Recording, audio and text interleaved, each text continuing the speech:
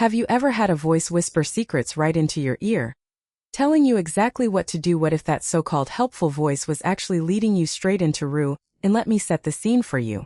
The day my carriage rumbled through the grand gates of the Shanping Marquis estate, that strange, disembodied murmur popped up out of nowhere, right beside my head. It told me how to pick out my birth mother. It coached me on how to win favor with the household. It even warned me which traps I needed to dodge. Every single person living within those walls thought I'd been blessed with some sort of miraculous, heaven-sent luck.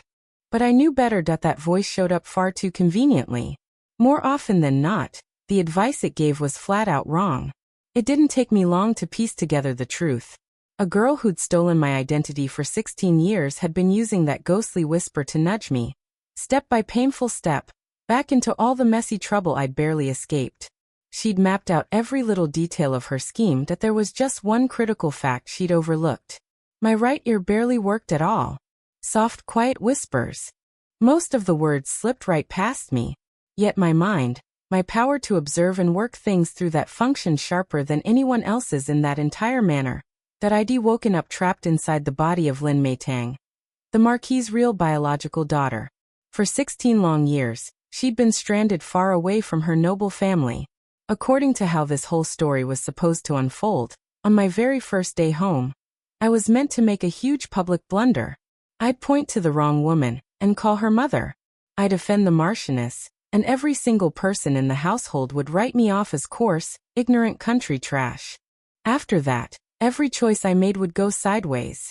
Eventually, they'd ship me off to some lonely country manor, and I'd be left all alone to fend for myself. When I regained consciousness, I was already sitting inside that bumpy carriage bound for the Marquis's compound. My brain felt like it was spinning. Wave after wave of strange, foreign memories flooded into my thoughts, and I could barely sort one thought from the next. Then that faint whispering started up. It told me to look for the woman wearing crabapple red robes, twisting prayer beads between her fingers. That was supposed to be my birth mother. I had to run to her and call her mother the second I stepped out. Next, I needed to bow low before the old dowager. The voice kept repeating that I had nothing to fear, it would watch over me. I froze where I sat. Could I really be this fortunate? I'd only just transmigrated into this life, and some kind of cheat guide had landed in my lap. That small spark of joy faded fast, though. Back in my former life, I'd labored inside a lime processing plant. One terrible day, a cauldron burst open. After that accident, my right ear always felt stuffed full of cotton wool. Loud booming sounds came through clear enough, but thin, hushed murmurs pressed close against my ear. Out of every 10 words spoken, I would miss 7 of them completely. I reached out and tugged the carriage curtain aside. Up ahead loomed the Marquis residence's imposing entrance gate. Those 4 carved characters marking the household felt heavy enough to squeeze every breath right out of my chest. Once my feet touched the stone pavement, a young girl dressed in soft pale pink hurried over toward me. Her eyes looked glistening and red. She grabbed hold of my hand right away. Sister, she cried out. We finally have you home. This was Lin Qingyang, the imposter who'd occupied my place within this wealthy family for 16 whole years. On the surface, she looked utterly thrilled to see me, but her fingers dug tight into my palm, hard enough to bring real pain. In that instant, I understood everything. She'd been waiting for my return. More than that, she'd been eagerly waiting to watch me humiliate myself in front of everybody. 2 women stood waiting inside the main reception hall. One wore that bright crabapple red garment the voice had mentioned. The other was robed in muted yellow-green fabric. Both pairs of eyes locked directly onto me. The quiet voice in my ear kept badgering me non-stop. It urged me toward the lady in red, shouting for me to call her mother. Because of my damaged hearing, I only caught fragments of what it said. The only words that landed clearly were red and mother. Qingyang gave my back a gentle little shove. Sister, go on, she said sweetly. Mother has waited so long for you. I lifted my gaze. The woman in crabapple red was sobbing dramatically. Half her silk handkerchief had soaked right through. Even so, her gaze kept darting sideways over toward Qingyang. The lady dressed in yellow-green held perfectly still. She did not utter a single word. Her hands twisted her sleeve so hard the fabric crumpled into deep wrinkles. The prayer beads resting in her palms spun backwards, and she didn't even notice it happening. All the maids and senior household servants kept their heads bowed. But if you glanced down, you could see the tips of their shoes all angled toward that woman in yellow-green. It was plain for anyone paying attention to see. She was the one who held real authority in this household that I cursed silently inside my own head. That heavenly voice truly thought I was a complete fool that I gathered up the hem of my gown and walked straight across the hall. I knelt down right in front of the woman wearing yellow-green. "Your daughter has come home," I spoke. My voice came out a little hoarse. Even I could hear the shake in it that her hand trembled. The string of prayer beads slipped from her grasp and clattered noisily across the stone floor. A heartbeat later, she pulled me upright. Her hands were still shaking violently. "You are home," she repeated. "That is all that matters. You are home." Qingyang's face drained of all color. She had never expected me to ignore the instructions from that secret voice. Panic got the better of her, and she blurted out her mistake without thinking. "Sister, how could you mistake father's concubine for our mother?" The second those words left her lips, total silence fell over the entire room. That woman in crabapple red was concubine Lu. The Marchioness still kept hold of my wrist, but she slowly turned her head toward Qingyang. The warmth in her stare faded away bit by bit. "Qingyang," the Marchioness said, her tone growing cold. "Just what exactly are you trying to say?" Qingyang threw herself down onto her knees in a fluster. "Mother, I was only worried sister would feel nervous after coming back. I only meant to remind her. I had no other intentions." Concubine Lu rushed forward, trying to smooth everything over. "Yes, madam. Second young miss is still young," she spoke without thinking. "Please do not hold her words against her." The Marchioness would not even glance in concubine Lu's direction. She drew me closer to her side instead. "Mei Tang has only just returned to us," she announced for everyone present to hear. "If anyone frightens her with careless, thoughtless speech again, I shall not show mercy." I kept my head bowed. Cold sweat had broken out all across my back. That whispering voice went dead quiet. After a long stretch of stillness, it started up once more, soft as before.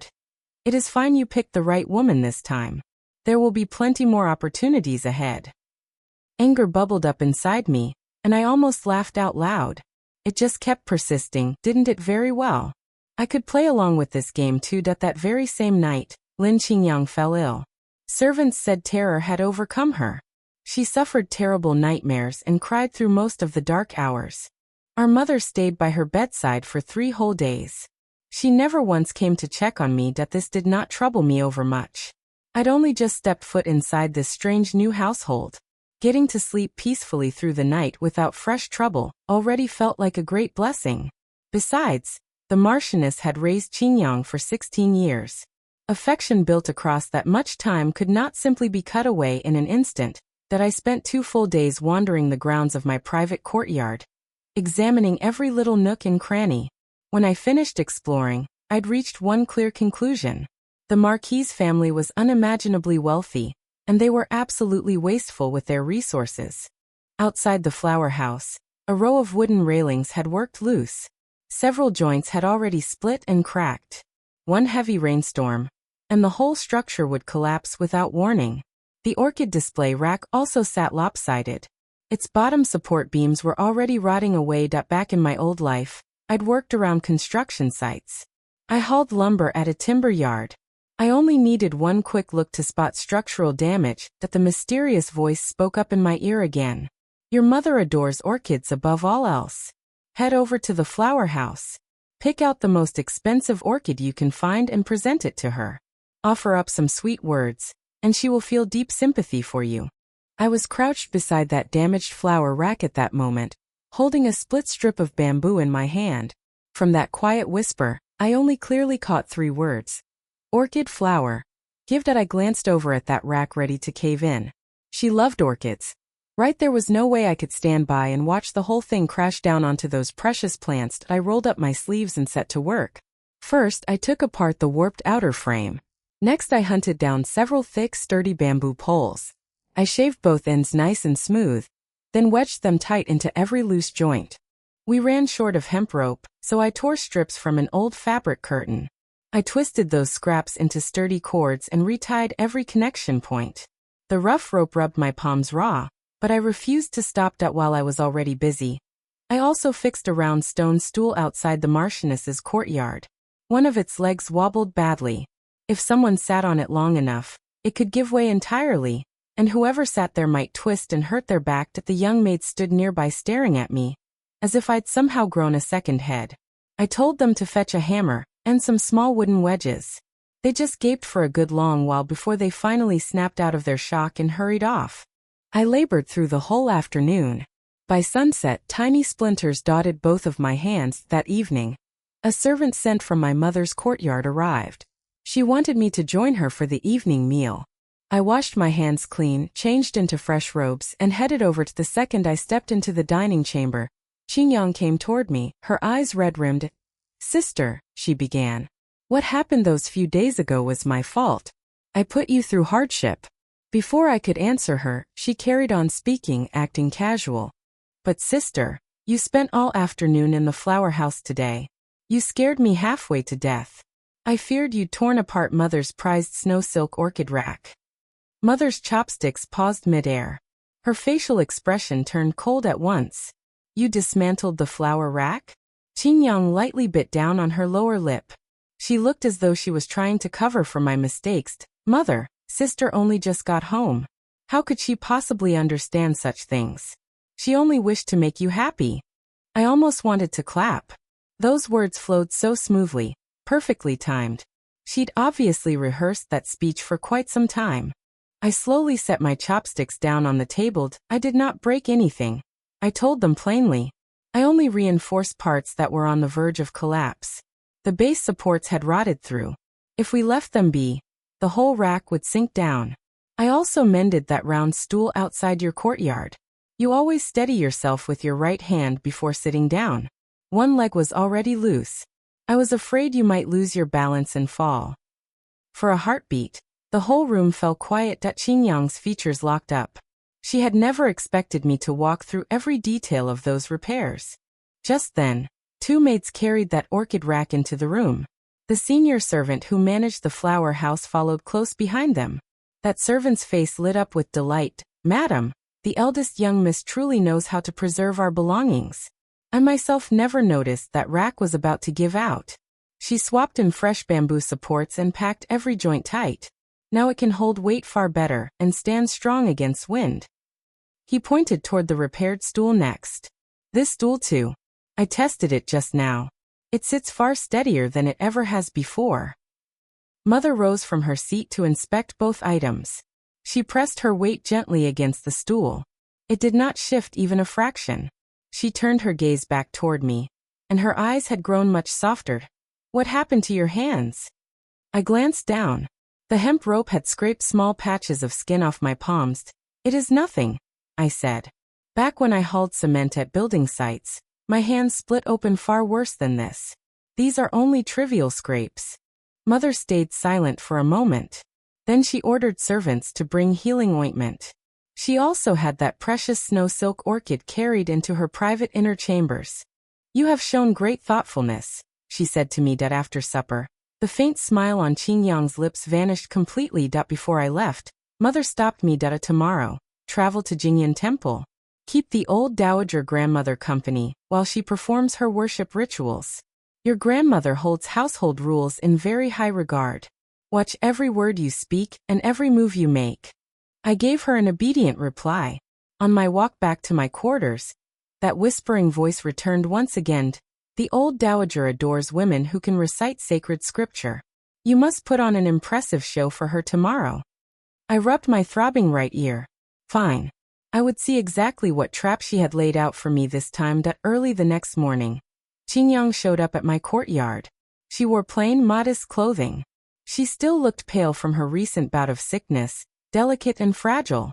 The instant I stepped outside, she hurried over and linked her arm through mine. "Sister, grandmother is the kindest soul. Do not feel nervous." I shot her a quick glance. Her eyes sparkled as she spoke. She looked exactly like a person sitting down, ready to watch a theatrical performance unfold.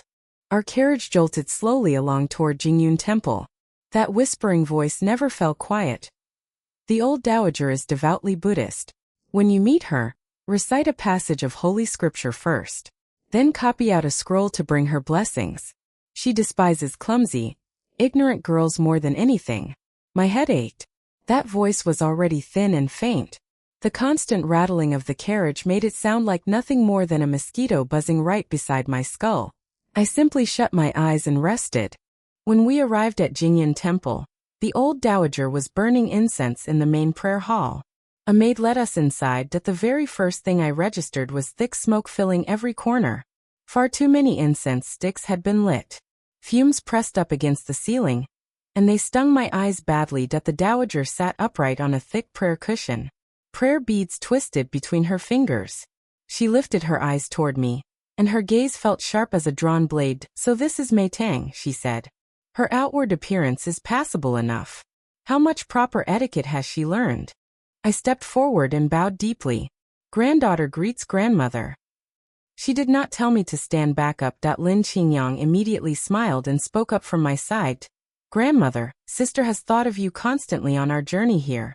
She even said she wished to recite a section of sacred scripture just for you." As she spoke those words, she grabbed a scripture book from the altar and pressed it straight into my hands. The smug satisfaction shining in her eyes was impossible to miss. That I accepted that book, and I understood her whole scheme perfectly. She wanted me to publicly embarrass myself right there on the spot. In my previous life I had not received much schooling. Even after arriving within this noble household, I'd barely mastered writing my own name plus a handful of common characters used around the estate. Those sacred scrolls might as well have been written in a foreign tongue. And with my hearing impairment, trying to chant scripture with correct tone and rhythm would be completely impossible if I opened my mouth. Even Buddha himself would probably frown listening to me. The old dowager waited. Qingyang waited too. I did not crack open that scripture volume. Instead, I scanned the whole prayer hall. Incense ash had soaked up moisture and clumped into hard lumps. The bronze burner next to the altar was blackened from heat. Half its ventilation openings were clogged shut. The cushion underneath the dowager's knees was far too thin. The stone floor underneath held bitter cold. I could see her left hand resting lightly atop her knee. Other people might overlook that small detail, but I spotted it clearly. I closed the scripture book and knelt down. "Grandmother, I dare not mumble through sacred scripture carelessly. I fear I might misread words and show disrespect before Buddha." Qingyang's eyes lit up. She was just about to jump in and speak, yet I had already risen to my feet. I moved that heavy bronze burner out of the way, picked up a fine sieve, and started sifting out all those damp clumps of incense. A young nun tried to step in and stop me, but I waved her gently off. "This ash has grown damp," I explained. "Smoke cannot flow properly, so it fills the hall and chokes everyone." I pulled out broken incense sticks blocking those air vents, then smoothed the ash layer flat once more. Almost at once, the heavy smoke thinned out. Next I folded an extra cushion and placed it underneath the dowager's knees. I slid a small bolster pillow behind her waist as well. "Stone floors hold the chill," I told her. "Kneeling for long periods makes your legs ache. If grandmother intends to keep worshipping for a good while longer, extra padding will make things much easier." I asked one of the nearby nuns for a warm hand warmer brazier and set it down beside her. "The air is cold. Warm your hands first." Complete silence hung over that room for a long stretch of time. Qingyang's complexion shifted from pale to green, then back again. She had never imagined I would skip scripture recitation and set about doing practical chores instead. Much to her misfortune, the old dowager was thoroughly impressed. She pressed her palm down against that thicker knee cushion to test it. Then she actually smiled. "You notice all the useful little things. I have stayed within this temple for half a month. Not a single soul noticed the damp incense ash. No one saw that my old legs ache so. You are not without merit." She gestured for me to draw near and let me sit right beside her. "I have heard you endured a great many hardships out away from this family." I answered honestly. "Yes, I did. That is why I know what truly matters in this world. When you are starving, flowery pretty words will not fill your belly. When you freeze, a warm brazier serves you far better than any sacred scroll." The dowager stared at me for several long heartbeats. Then she burst out laughing. Once her laughter faded, she patted my hand. "You speak far too bluntly. Yet your heart is rooted in practical sense. When we return home, we will host the formal banquet to officially recognize you as part of our family. I lowered my head. A heavy weight I had carried lifted off my chest at last when we walked out from the prayer hall. Qingyang stayed quiet beside me for a long time. Only once we reached a quiet corner did she murmur under her breath, "Sister truly has all the luck." I smiled. I think so too. Luck was one thing, but seeing the traps someone dug for you before you stepped into them, that counted for so much more. That now that the old dowager had given me her approval, the atmosphere inside the Marquis estate shifted fast. Servants bowed deeper whenever they crossed my path. My father finally remembered he possessed another daughter. He came to sit inside my courtyard for half an hour. That he asked whether I could read. He wanted to know if I mastered needlework. He questioned my skill in music, chess, calligraphy, and painting. That if I told him the complete truth, I knew how to mix mortar, carry bricks, keep ledgers, and calculate building material supplies. Obviously, I could never say those things out loud, so I simply replied, "Your daughter is learning all of those skills now." Father nodded, his expression unreadable, and took his leave. Not long afterward, he sent over several sets of fine jewelry and 2 large chests filled with luxurious fabric. That I ran my fingertips across satin as smooth as flowing water. I understood perfectly well what this gesture meant. He was not suddenly overcome with pity for me.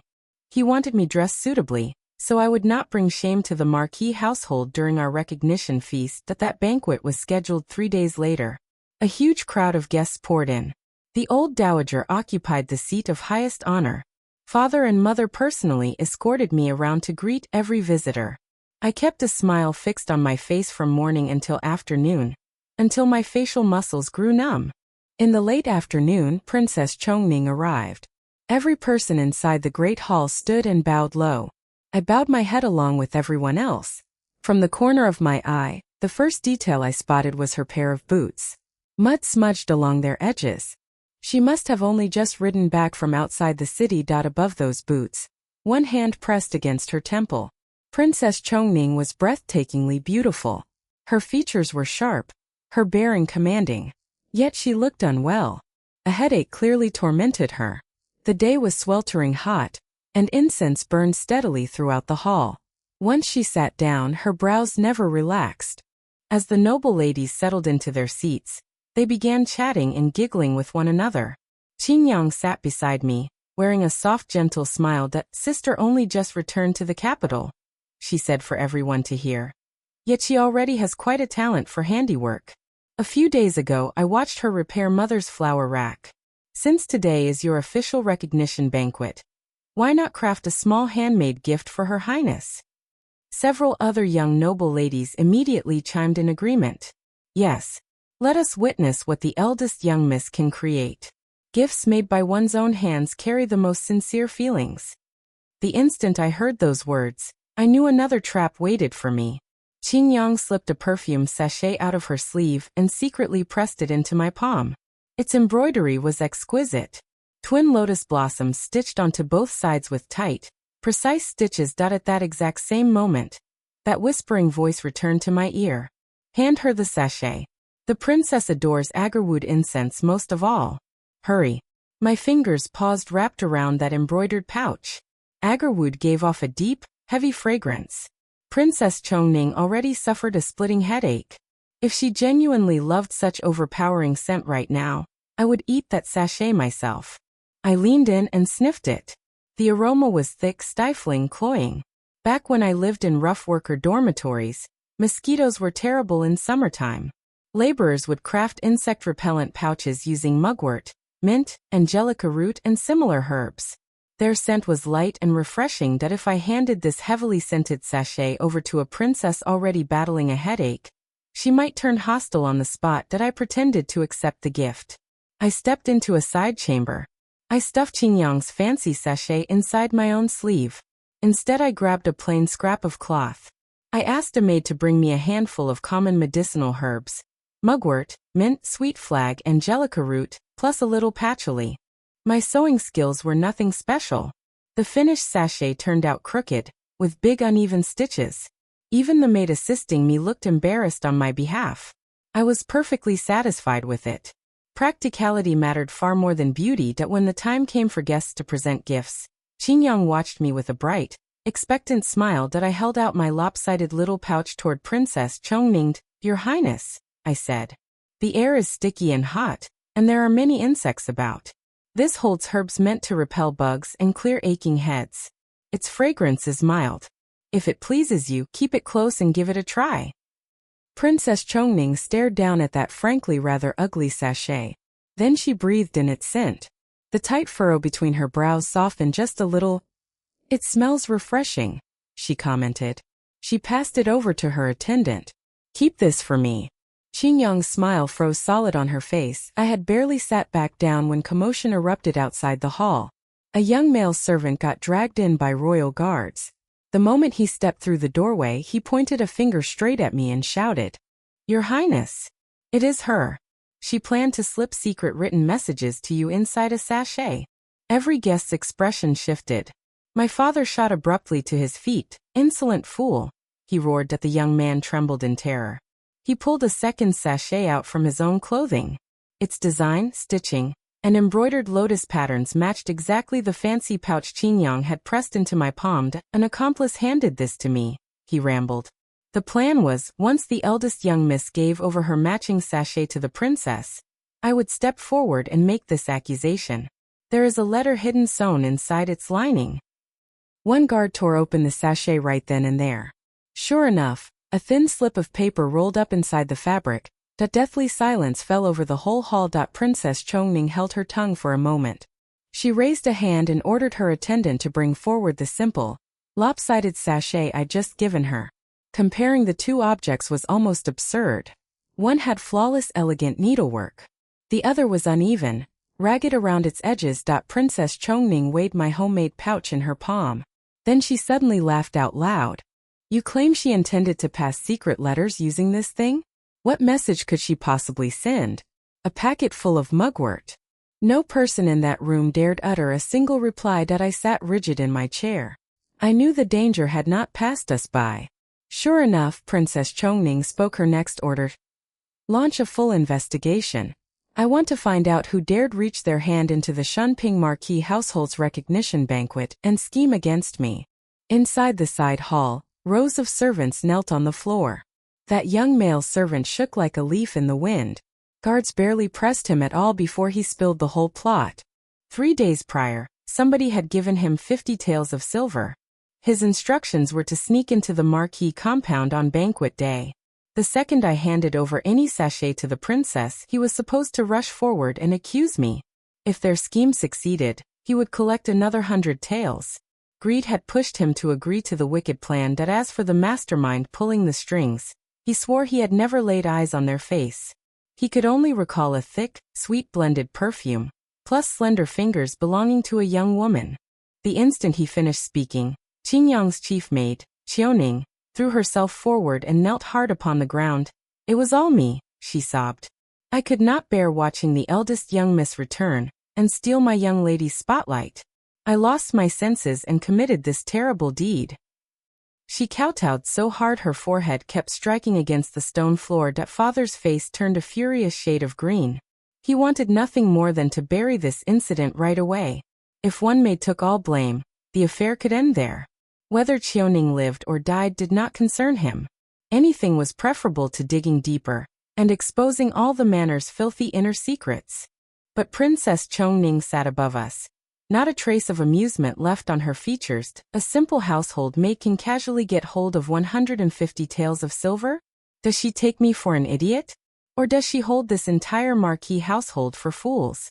Qiuning fell completely silent. Father hurried to force an apologetic smile.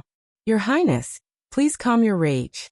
I will investigate every detail thoroughly and deliver a proper explanation. Princess Chongning did not even glance his direction. Instead, her gaze landed fully upon me. Lin Meitang, what is your view on all this? Every pair of eyes in that room swung toward me. Father shot me a warning glare out of the corner of his eye. Mother squeezed her handkerchief tight in her grip. Qingyang knelt nearby, her face as white as paper. Yet she still manufactured fresh tears rolling down her cheeks. I understood exactly what all of them wanted. They hoped I would say I left everything to father's judgment. That would allow them to lock the doors and handle this scandal in private. Whether Qiuning survived held no importance. Protecting the Marquis family's public reputation was everything. But I would not give them that satisfaction.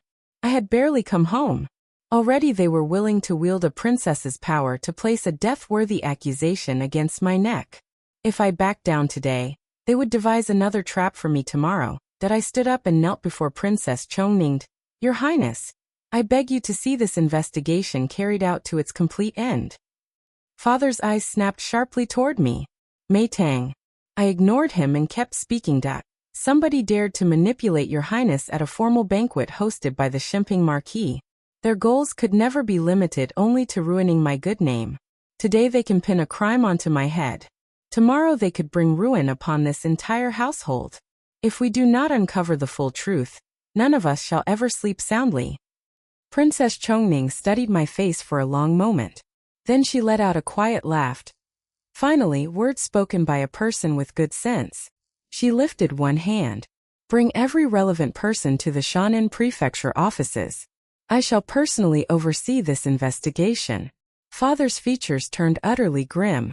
Qingyang looked as though her very soul had been torn right out of her body. When Princess Qiuning stood to take her leave, she paused beside me. That insect repellent sachet you made worked wonderfully.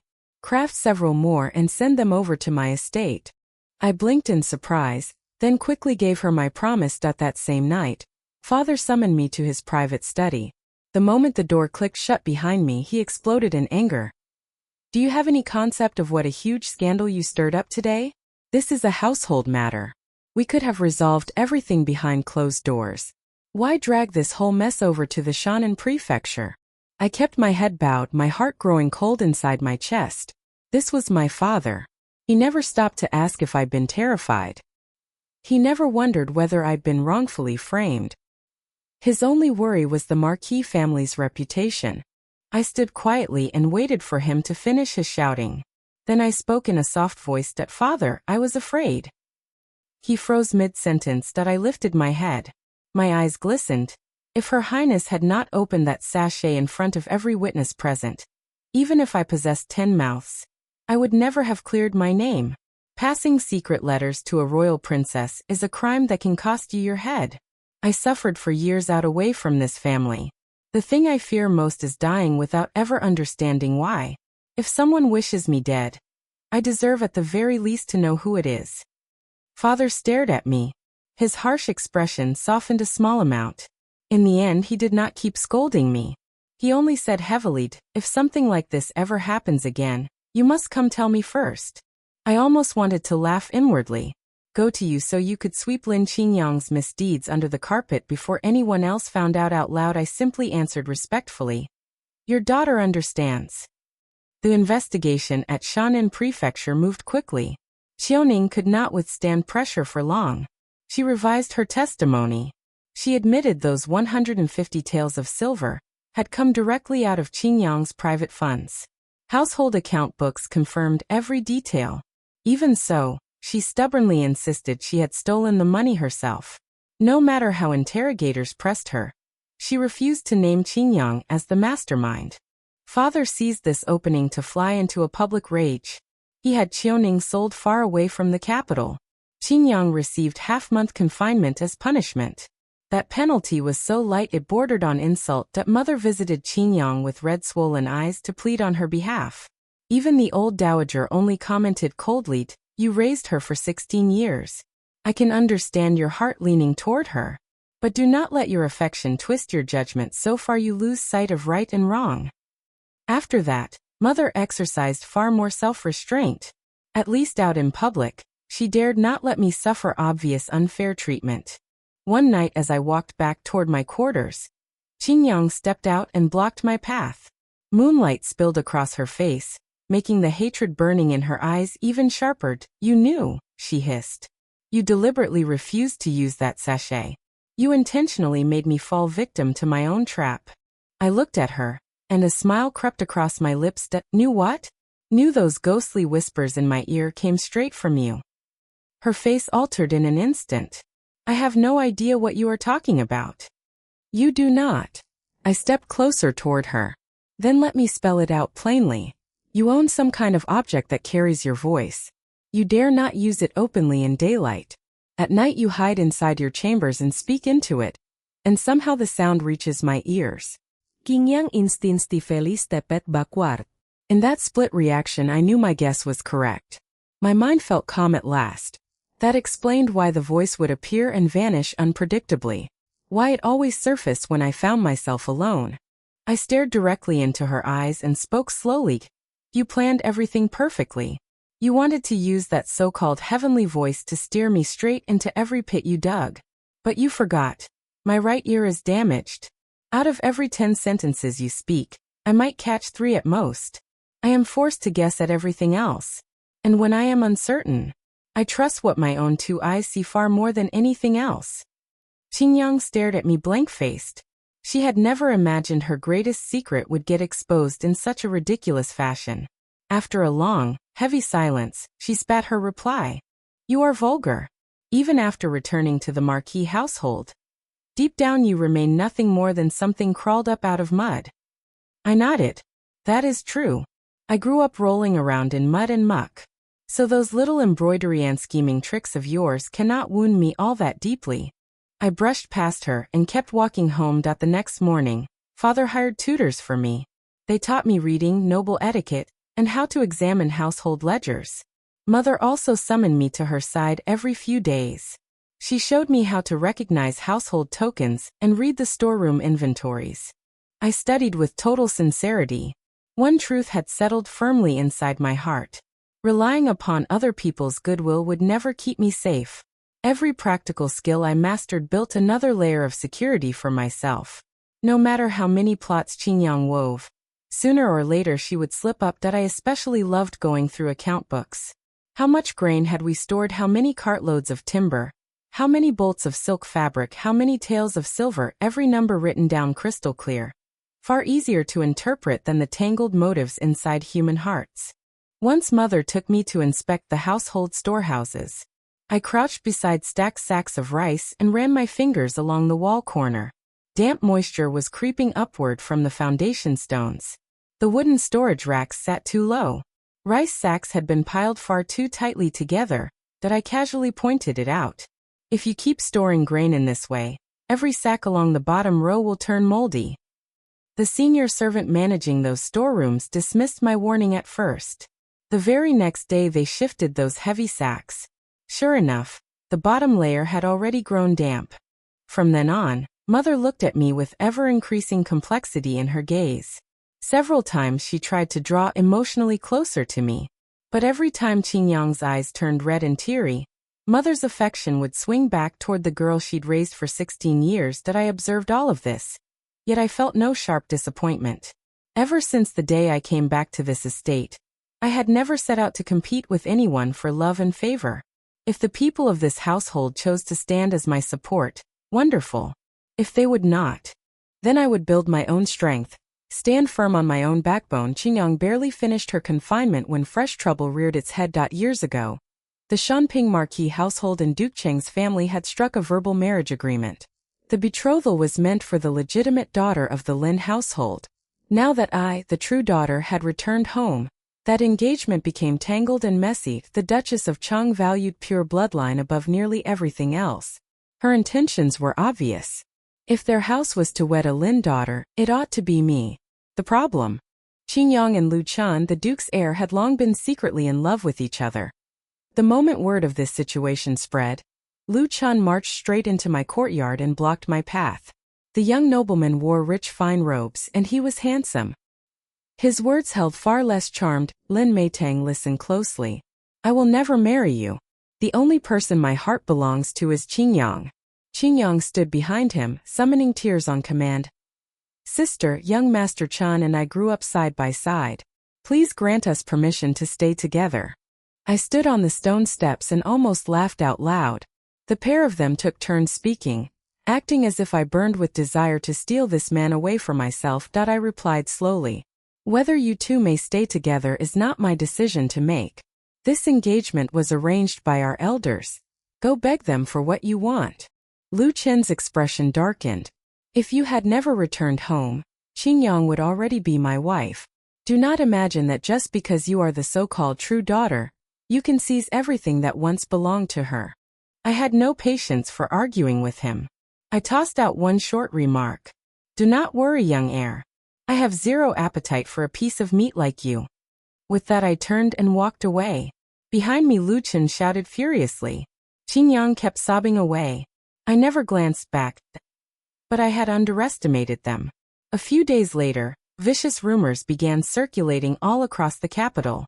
People whispered that I kept making excuses to visit temples, only to sneak off and have secret trysts with a certain young scholar. The gossip included absurd minute details. Which alleyway, which tea house, exactly what time I supposedly climbed upstairs and left again.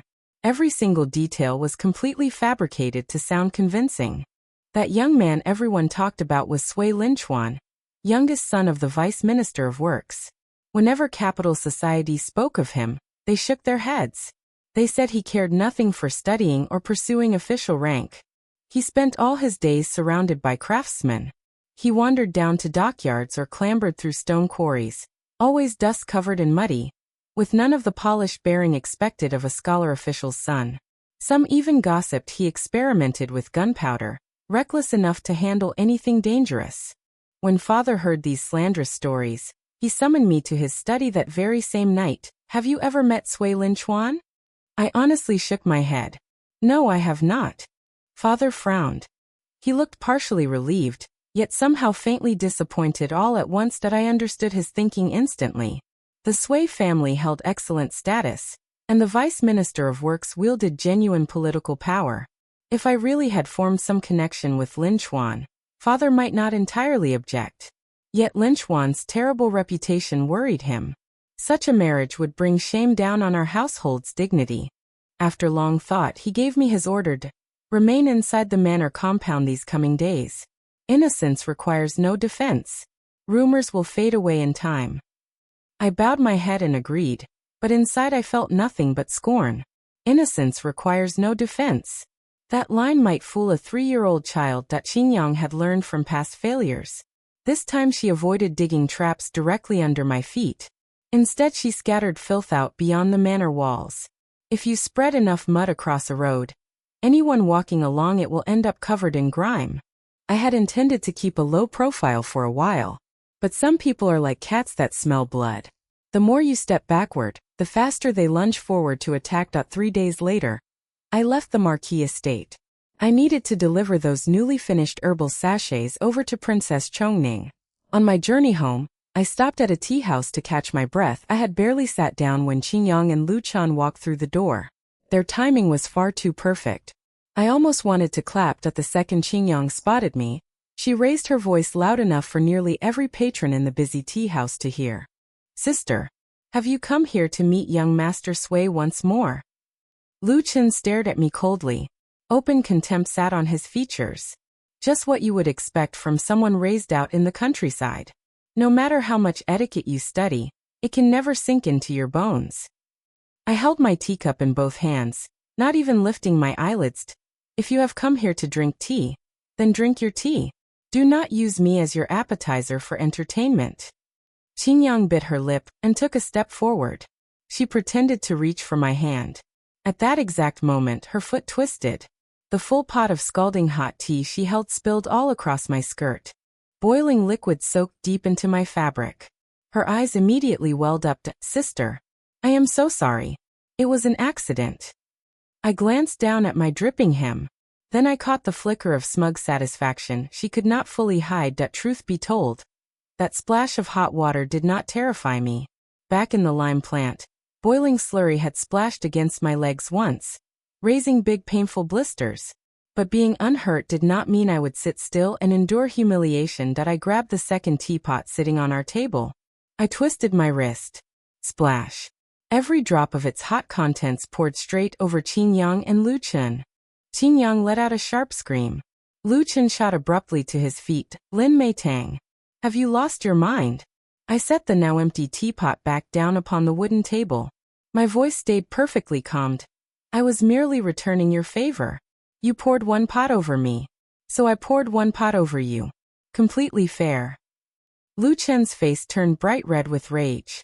He lifted his hand, aiming to strike me, that I had zero intention of standing still and letting him hit me. The instant his hand swung near, I sidestepped. I caught hold of his wrist, hooked my foot behind his ankle. He lost his balance and pitched forward onto the table surface. I pressed my weight down, pinning him firmly in place. I knew this hold very well. Back when I hauled construction supplies, street thugs once tried to steal laborers' wages. I had restrained men in exactly this way. Lu Chen was a pampered noble boy. His strength could never compare to mine. He struggled again and again, unable to break free. That whispers of shock rippled through every corner of the tea house. Qin Yang stood frozen nearby, her face deathly pale. She had never expected me to fight back openly in front of so many strangers. That I leaned down and spoke quietly right beside Lu Chen's ear. Stop waving your noble title around in front of me. With that body of yours, you could not even carry half a sack of lime out on a work site. Rage burned bright in his eyes. You vulgar woman. I was about to release my grip when a man's amused laugh sounded from behind me.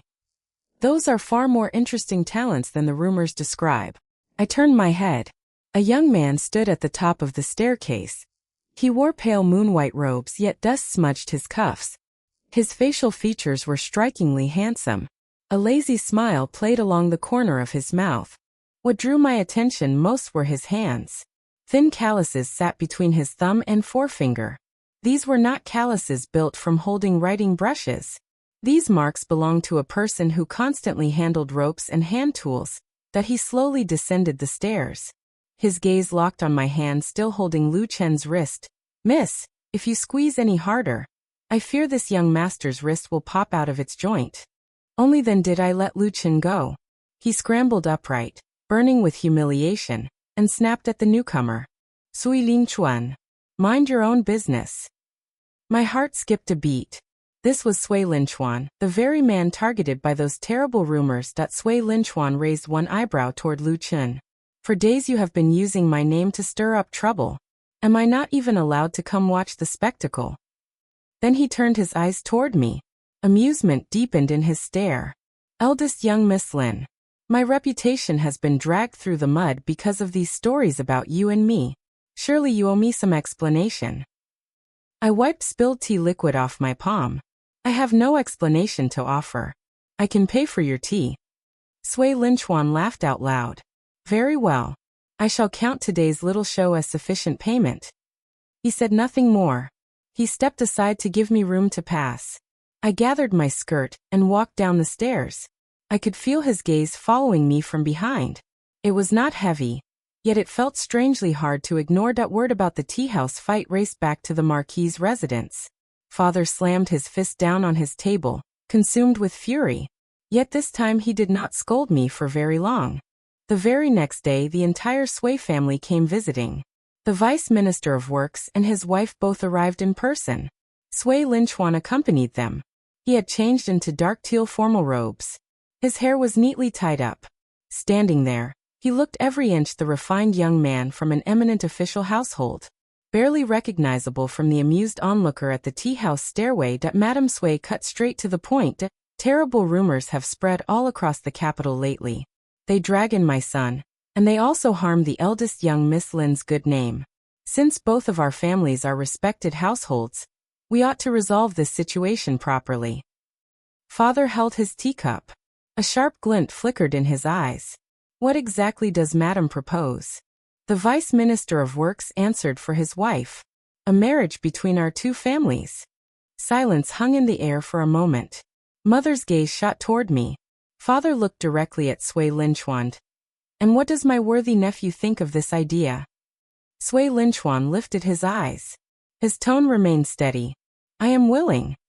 3 simple words, spoken without hesitation. I looked over toward him. Our eyes met.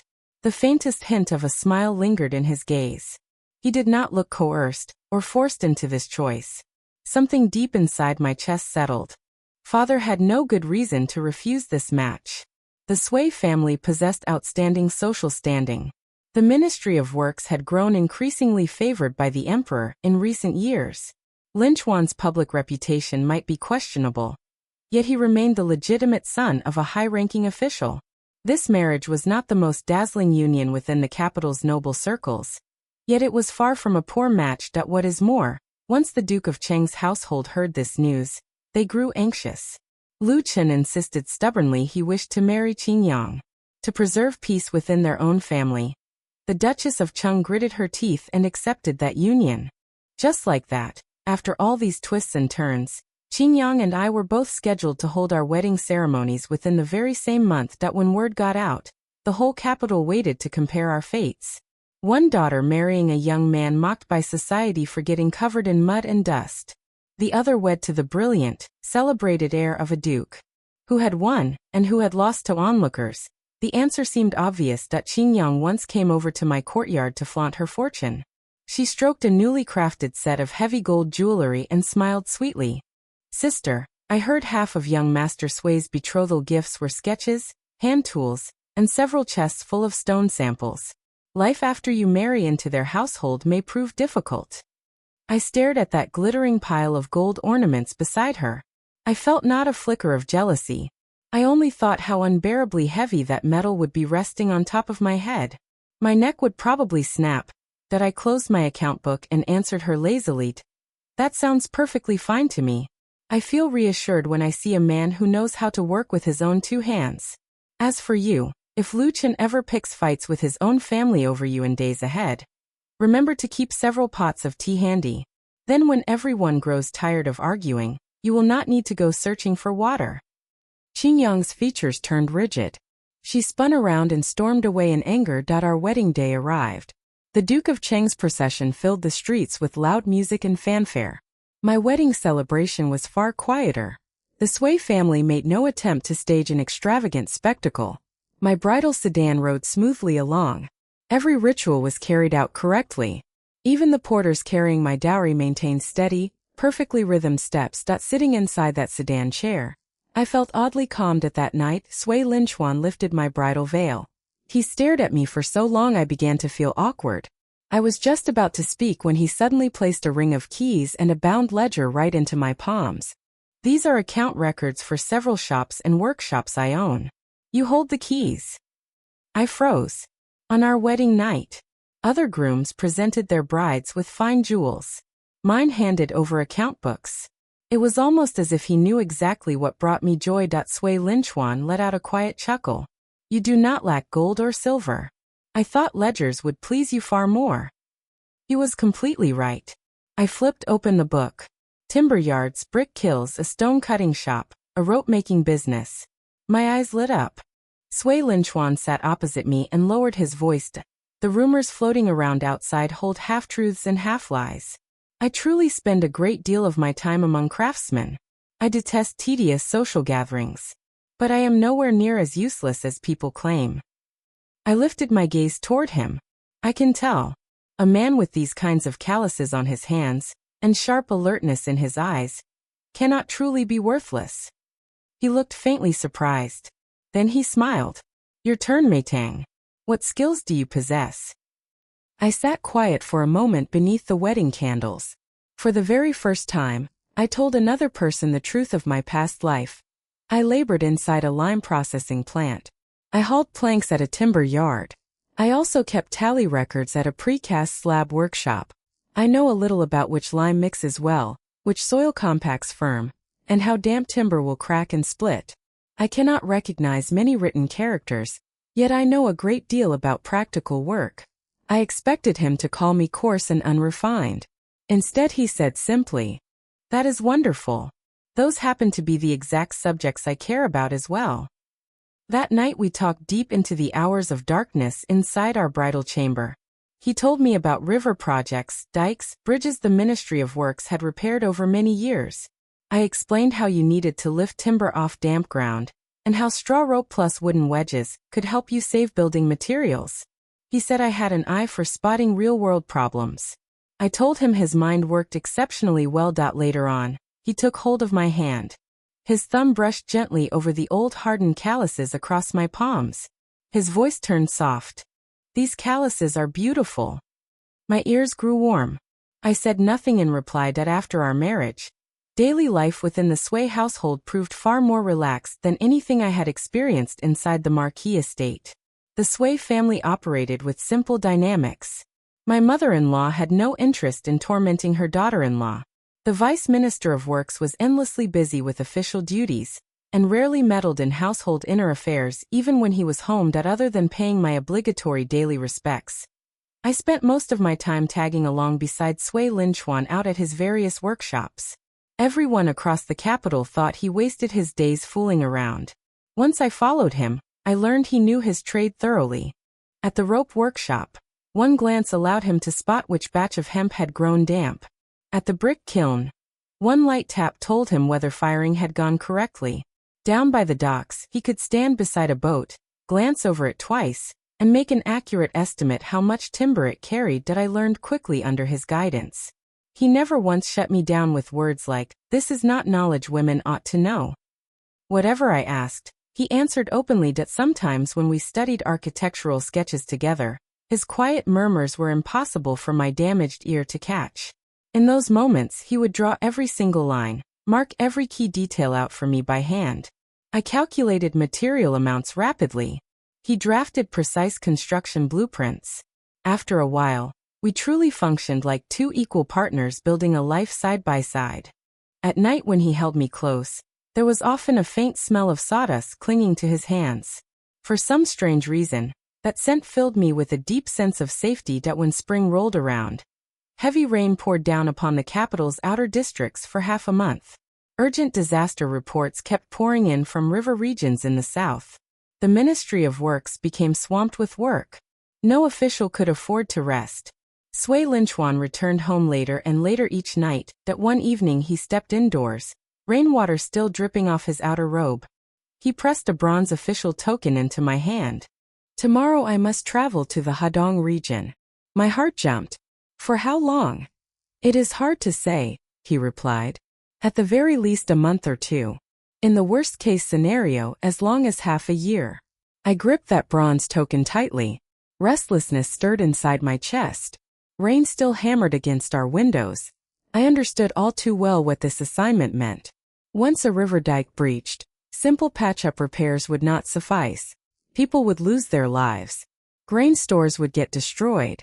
Total chaos would follow. Sure enough, the very next morning after court assembled, emergency dispatches arrived overnight from 3 counties in Hadong. Grain transport barges could no longer navigate the waterways. Homes built beside the river had collapsed entirely. Government officials argued nonstop inside the imperial court. Nobody wanted to take responsibility if conditions grew even worse. At that exact moment, Princess Chongning sent a messenger requesting my presence. When I arrived at her estate, she leaned over a large river map spread across her table. The instant I walked through the door, she pushed that map toward me and spoke without preamble. "Linchuan recommended you." I blinked in surprise. "Recommended me?" "Princess Chongning noted. He told me you notice practical world problems. You understand storehouse management. You know a fair amount about dampness and building work. Right now the frontline response does not lack people who can write flowery official memorials. We need people who can truly get things done." She fixed her gaze on me. "Dare you travel there?" I looked down at that map. Rivers twisted across the paper. Dike lines stretched tight like overpulled rope. I did not hesitate for even a heartbeat. "Idare." Princess Chongning stared at me for 2 full seconds. Then she smiled. "Excellent. I shall give you a formal written warrant. You will travel with the official team as a member of the Sway household. Focus first on accomplishing the work. We can discuss credit and reward afterward." I accepted that official document. Sweat dampened my palms, yet my thoughts had never been so crystal clear. I had to take this chance. When I set foot in Hadong, I finally saw real-world chaos with my own eyes. The sky hung gray. River water ran murky yellow. Riverbanks dissolved into mud. Weeping, shouting, cursing voices tangled together. A strong gust of wind could almost knock a grown-up person clean off their feet. Inside one makeshift shelter, government officials argued heatedly over maps, faces flushed red. One man insisted they must seal the dike breach first. Another demanded grain transport take top priority. A third argued displaced refugees needed resettlement above all else. They argued back and forth endlessly. Not one of them took real action. When I stepped into that room, mud coated every inch of my boots. Their eyes all carried the same silent thought. What is a woman doing here, creating trouble? I paid their judgment no mind. I went straight out to inspect the dike damage. The breach was larger than I had imagined. The river current raced far too fast. Simply dumping piles of earth into the opening would achieve absolutely nothing. I stood along the bank for a long time. Then I went to find Sui Linchuan. He was already directing laborers to drive support piles into another section of riverbank. His voice had grown hoarse from shouting orders. When he caught sight of me, he only said 4 short words. You have arrived at just the right moment. We worked through the night drafting our response plan. First we bundled willow branches and straw together, and sank those bundles to create a base layer. Next we drove bamboo support piles in at a diagonal angle to stabilize that first foundation. Outside of that framework, we stacked hemp sacks stuffed full of crushed stone. We weighted those sacks down with earth-filled bags that the dike surface could not simply get plastered over with wet mud. We built it in alternating layers. Earth, grass, more earth. Every single layer got firmly tamped down solid. I also sent workers out to collect abandoned fishing nets from nearby villages. We stuffed those nets full of broken rock and sank them along the edge of the breach. People living in this era had no specific name for this kind of protective barrier. Yet a name did not matter. As long as the method worked. The hardest challenge of all was coordination.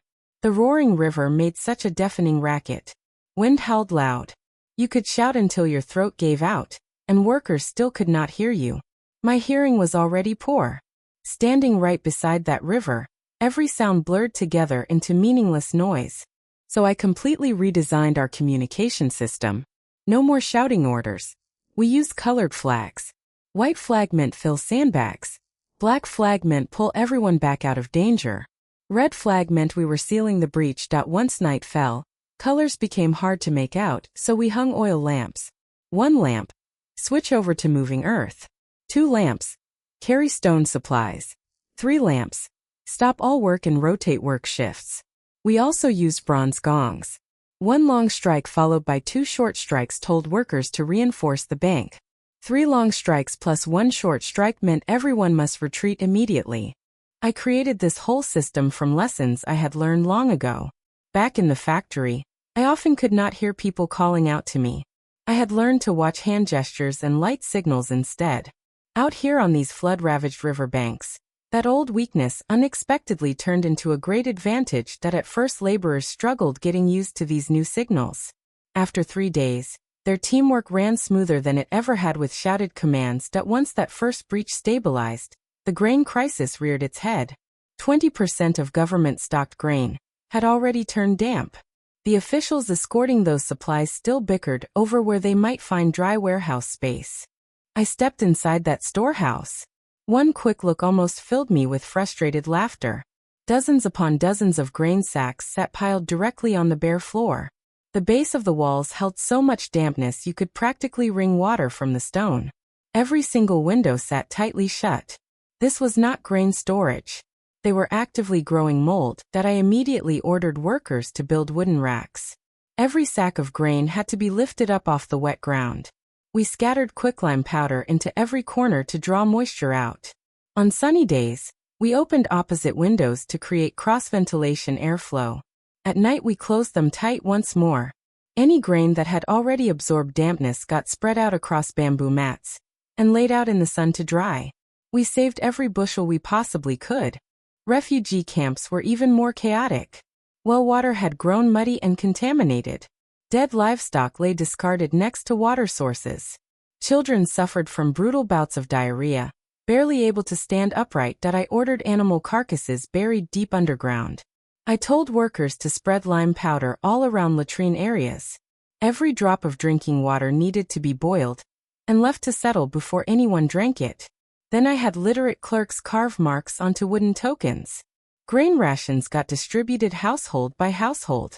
Anyone who had already collected their food received a clear mark, so no one could claim supplies twice. Several people complained I meddled in matters that were none of my business. I knew better. If an epidemic broke out, more people would perish from sickness than from the flood itself. Our most terrifying crisis struck when the river waters rose a second time. Upstream rainfall never let up. In the middle of one dark night, a massive flood surge crashed against the dike we had only just stabilized. It started to loosen and give way again. The night watchman came sprinting in carrying a lantern. Neither Sui Lin Chuan nor I had gone to bed yet. We threw on rain capes and rushed straight outside. The wind blew violently that night. I stepped into mud so deep it swallowed my boots with every single step. I waved my red warning flag. I shouted until my throat felt ready to tear open. I could not even hear my own voice. All I could do was keep my eyes locked on every lamp signal. Every running figure out in the pouring rain. Press down the left side first. Pull those ropes tight. Do not panic. Get behind the support piles, everyone. At the far end of the breach, Sui Lin Chuan personally led laborers straight into the river. Freezing river water rose up to his waist. My heart felt like it was climbing up into my throat. But I could not afford to panic. If I lost my composure, every person working down on the dike would fall apart.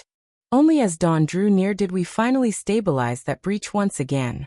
My legs gave out, and I dropped straight down into the mud. Sui Lin Chuan climbed back onto dry ground. Hemp ropes had cut bloody gashes across the backs of his hands. He crouched down in front of me and wiped mud off my cheeks. His smile looked terrible, yet somehow breathtakingly beautiful. Mei Tang, you are incredible. I looked back at him and smiled. So are you. We stayed on site in Hadong for 3 full years. Year 1 was spent sealing dike breaches, salvaging grain stores, and resettling displaced flood victims. In Year 2 we dredged river channels, opened up new tributaries, and rebuilt smaller floodgates. The 3rd year we built brand new granaries, installed water level measuring gauges, and redrew all of the local river maps. I followed Sui Lin Chuan through all 7 counties within Hadong.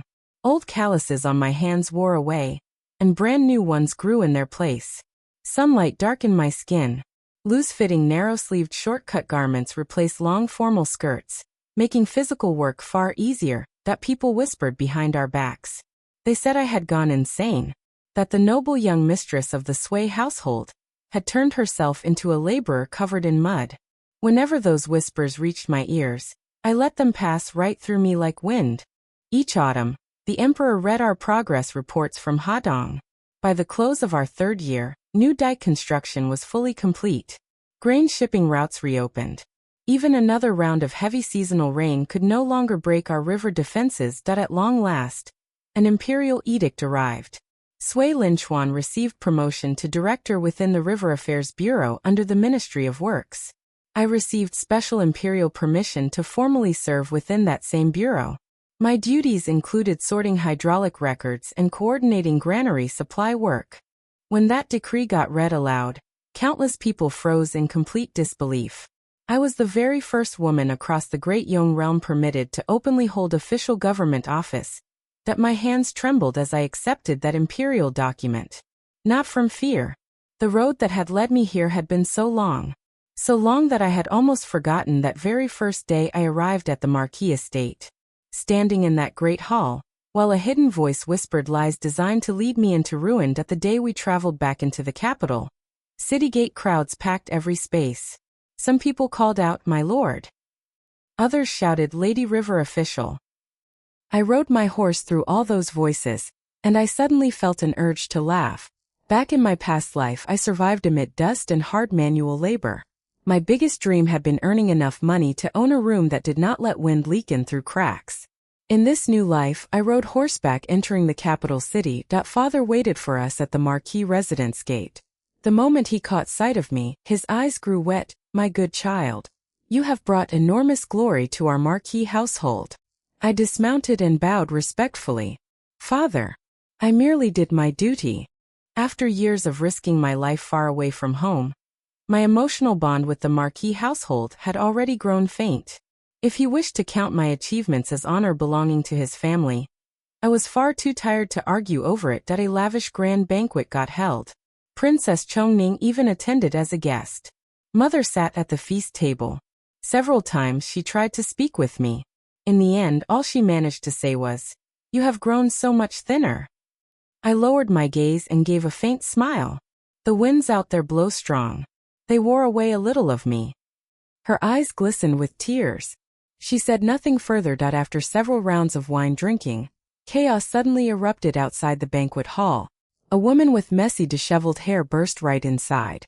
I recognized her instantly. It was Lin Qingyang. She had lost a great deal of weight. Heavy dark shadows hung underneath her eyes. Her clothing was still decent quality, yet none of that pampered softness she once owned remained on her face. She rushed forward and threw herself onto her knees in front of Father. Father! Save me! Lu Qin keeps 2 mistresses outside the manor. Now he intends to bring those women into his household. I cannot keep living like this. Every single guest fell dead silent. Father's face darkened.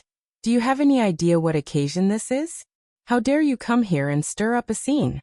Qingyang seemed not to hear his rebuke. Suddenly she twisted toward me. Hatred poured out of her eyes. Why, Lin Meitang? Why do you get to possess everything? You are only a country girl with a damaged ear. Why are you allowed to work in government office? Why have you received an official title? Why does every single person heap praise upon you? If only it were not for... Her voice cut off abruptly. I followed her line of sight. A pale white edge, smooth as polished jade, peeked out from inside her sleeve. The next instant, a small white conch shell slipped out. It spun across the floor and rolled to a halt right beside my foot. My heart jolted. This was the source of that whispering voice. Qingyang saw it fall too. Her features transformed.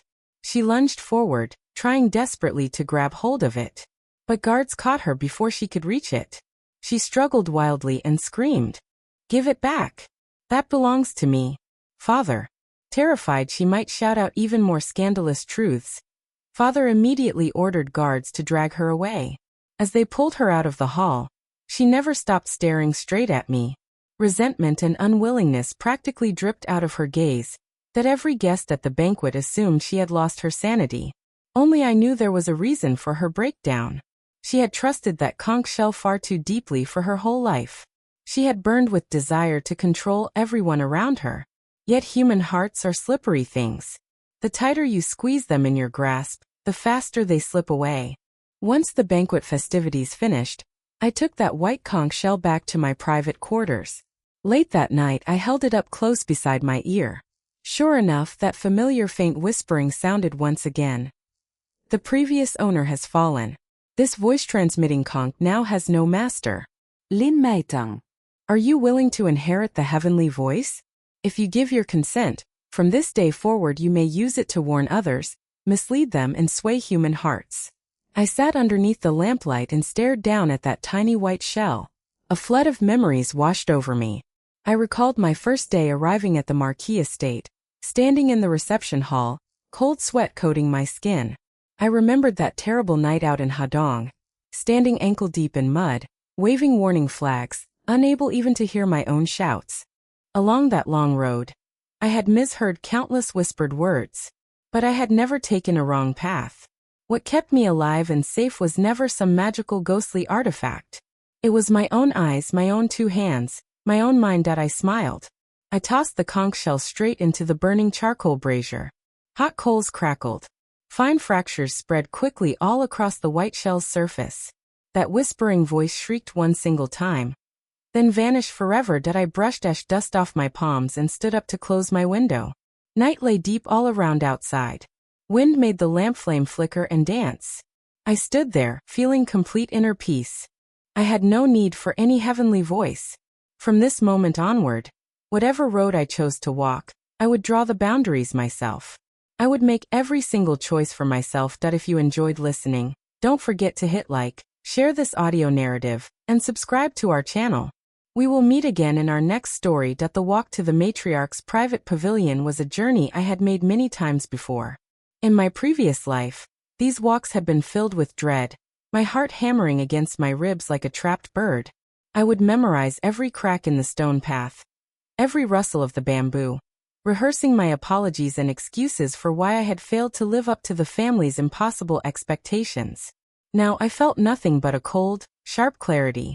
The path was the same, but the walker was not. The servants I passed were the same too. They averted their eyes, bowing respectfully, But I saw the way their gazes flickered, the barely concealed curiosity. The story of the chaos in the main hall had spread like wildfire. The divine voice summoning, a ritual of immense importance that was supposed to ensure the family's prosperity for the next decade, had ended in scandal. The favored niece, Xie had been publicly accused of theft and trickery. The family's reputation was in tatters. And the cause of it all was me, the quiet, forgettable daughter who had been on the verge of being written off entirely. I was no longer forgettable. The matriarch's pavilion was named the Pavilion of Eternal Spring. It was a misnomer. It was a place of winter, of cold judgment and whispered secrets. The old woman sat behind a massive red lacquered desk, a single, flickering oil lamp casting long shadows across her face. She was dressed in a simple gray robe, her silver hair pulled back in a severe bun. She looked like a general surveying a battlefield. "Close the door," she commanded without looking up from the scroll she was reading. That I obeyed. The heavy oak door slid shut with a soft click, sealing us inside. The smell of sandalwood incense was overpowering. I took a seat on the cushion opposite her, my hands folded in my lap, my posture straight. I did not tremble. I did not look at my feet. I met her gaze, unwavering. Finally, the matriarch set down the scroll. Her eyes were small, dark and piercing. They had seen through countless schemes, outlasted multiple wives and concubines, and solidified this family's power through sheer force of will. She was a formidable opponent. But I had the advantage of knowing her future, and more importantly, knowing her past. "So," she began, her voice a low rasp. "You say you are deaf." I didn't answer. I just looked at her, my expression impassive. "Is it true?" she pressed. That I tilted my head, feigning ignorance. I tapped my ear and shook my head. She let out a humorless laugh. "You are a terrible actress, child. I've seen the way you reacted to the servant's footsteps as you walked in. You flinched. You heard the door close." She leaned forward, her fingers steepled. "The deafness is a ruse. A good one, but a ruse nonetheless. Who taught you to sign?" I realized my mistake. I had grown too comfortable, too confident. The matriarch was not Xie. She was not easily fooled. I had to adapt. I relaxed my shoulders, letting some of the stiffness leave my spine. I gave a small, sheepish smile, the smile of a little girl caught sneaking a sweet. Then I nodded. I pointed to myself and made the sign for smart, then pointed to her, and gave a small, respectful bow of my head. I was flattering her. I was admitting that I had been clever, but that she, of course, had seen right through me. It was a high-risk gamble. The matriarch's eyes narrowed. A flicker of something, amusement, curiosity, passed across her face. "Clever girl. And also disrespectful. You used my own hall to humiliate your cousin and ruin my ritual." I shook my head quickly, my expression turning more earnest. I mimed writing in the air. I did my best to convey with my hands that I was only protecting myself, that I was trying to stop the theft and the lies. I pointed to my own chest, then made a gesture of despair. I signed the words for danger, trapped, no one to trust. The matriarch was silent for a long moment, studying me. She wasn't a woman who made decisions based on emotion. She was calculating. I was an asset. I was a girl who had been silent her whole life, ignored and overlooked. Now I had shown I was observant, clever, and ruthless enough to act. Xie was a liability. She was the one who had stolen from her. I was the one who had exposed the thief. In the cold logic of the family's survival, I had just proven myself to be more useful. "You are not deaf," she stated, as if making a final proclamation. "But you will pretend to be. For now. It gives you protection. Everyone will believe you are fragile, damaged. They will underestimate you. They will speak freely in front of you, thinking you can't hear them." She paused, her gaze boring into mine. "This can be useful. To me. And to you." I nodded, agreeing. This was the chess move I had been waiting for. The matriarch was giving me a role, a purpose. I was no longer the outcast. I was her secret agent, a spy behind enemy lines. "Tell me everything," she commanded. "About the flute. About Xie. What did you see?" I pointed to her own sleeve, then to the empty space on her desk where the artifact would have rested. I made the sign for thief, pointing toward the direction of the cousin's quarters. making my gestures large and expressive. The matriarch watched, her face unreadable. I acted out the entire charade.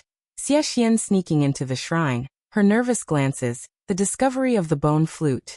I showed her how the noisemaker, the horn, had been used to disorient me, to make me seem like a fraud. I made sure to emphasize that Xie Xian's actions were not just against me, but a direct act of disrespect against the matriarch and the family's ancestors. I was painting her as a traitor to the clan, a poisonous weed that had to be pulled out. The matriarch nodded slowly once, twice, 3 times. So it was a coordinated effort, she mused, more to herself than to me. It wasn't just about stealing the flute. It was about discrediting you, the only other possible heir to the family's musical legacy. Remove you, make Xian the star, and she ensures her branch of the family takes precedence. She clicked her tongue in disapproval. Short-sighted. She didn't realize that by destroying you, she was weakening the entire family.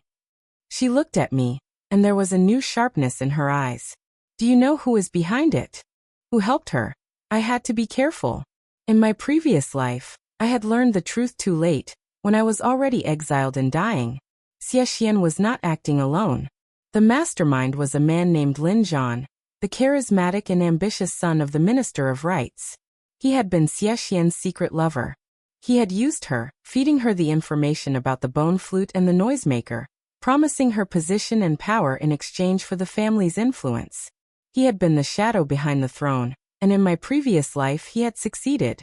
He had married Xie Xian, leveraged the family's connections, and rose to become a powerful official. By the time he was done, my family was a puppet state, controlled by his ambitions. But I couldn't tell the matriarch this now. It would be too convenient, too miraculous. She would never believe I knew such intimate details about a man I had never even been introduced to. I had to create a trail of breadcrumbs to let her discover the truth herself. That was the only way to make her trust it. That I made a gesture of confusion. I signed that I didn't know who the man was, only that I had seen a shadow in the garden one night. A man's silhouette talking to Xie Xian in hushed tones. A man who wore the distinctive jade pendant of the Minister of Rites household. This was the hook. The matriarch, who kept tabs on every influential family in the capital, would recognize that pendant. She would begin to investigate. And when she did, she would uncover the web of intrigue that Lin Zhan had woven. That the matriarch stood up and walked to the window, her back to me. The night was dark outside, the only sound the gentle rustling of the bamboo in the courtyard. You are more valuable than I thought, Xie Jing, she said softly, the first time she had ever addressed me by my full name with something other than cold disdain. You have eyes, ears, and most importantly, a silence that people mistake for stupidity. You will continue to be the quiet, deaf little girl. You will stay close to your cousin, Xian. Watch her. Report to me. She turned back to face me. And there is another task. The divine voice summoning is a pillar of our family's prestige. The spirits were not blessed today. We have been shamed. For our fortune to be restored, the summoning must be completed successfully. There must be a divine voice. I understood immediately. She wanted me to perform the summoning. She wanted me to prove to the entire household and the wider gentry that the family still had its blessing. She was giving me a chance to claim my birthright, to be recognized as the true heir to the musical legacy. But there was a complication. In my past life, I had been a master of the guqin, but the divine voice was never mine. My talent lay in the instrument, not in singing. The legend of the divine voice was about a voice, not a hand. How could I, a supposed deaf girl, sing, and how could I sing without using my actual voice, which was average at best? I had one night to figure it out. I bowed to the matriarch and left the pavilion, my mind racing. Back in my own small, austere room, I sat on the edge of my bed. I looked at my hands. They were small, delicate. They had spent years on the guqin. I could still feel the ghost of the strings against my fingertips. It was my only true talent. I had a plan. I waited until the household was asleep. The night was quiet, the moon a sliver of silver in the sky.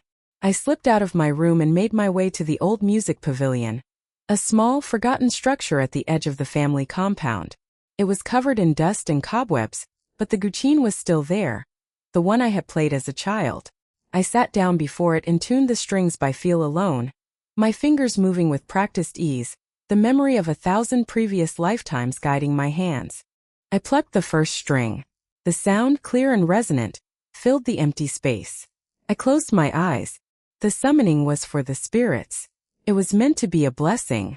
In the old texts, I remembered reading that the divine voice was never truly about the voice itself, but about the intention, the raw, emotional resonance that could move the heavens. Some of the ancient masters had been mute. They communicated with the gods through the guqin alone, their fingers speaking the language of the soul. I began to play.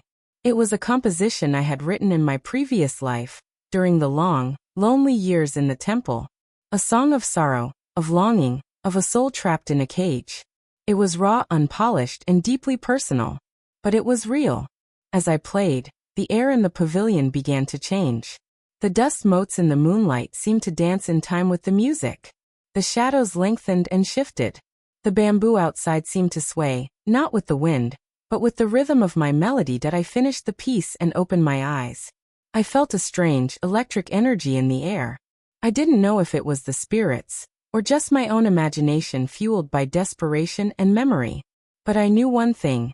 It was powerful. It was honest. And it was mine. The next morning, a hastily convened assembly was called in the main hall. The high priestess was present, her face still stern from the previous day's debacle. The matriarch sat on her dais. My father and mother were there, along with various aunts, uncles, and cousins. Xie Xian was present, though she was seated separately, her head bowed, her once immaculate appearance looking frayed. She had been stripped of her status, but she had not been exiled. Not yet. The matriarch wanted to see who her allies were. They were all waiting for me to fail. They saw me as a poor substitute. Xie Ling was whispering behind her fan, a malicious glint in her eyes. I could almost hear her thoughts. She's a mute. She can't even sing. How will she call down the blessing? I approached the center of the hall. A carved wooden chair was placed there, with a guqin resting on a stand beside it. The matriarch had anticipated my plan. She had known I would use the instrument. She was testing me to see if I could deliver it. I knelt down. I didn't look at any of them. I just let my hands rest on the cool, polished wood of the guqin. The silence in the hall was deafening. Then I began to play. I didn't play the old, stale ceremonial music that was always used. I played the song from the night before. The song of my loneliness, my sorrow, and my defiant rebirth. It was a song that had no words, only pure, unadulterated emotion. As my fingers danced across the strings, I saw the faces in the audience change. The initial mocking curiosity turned to confusion, then to a reluctant captivation. My mother's eyes glistened with tears. My father's jaw tightened.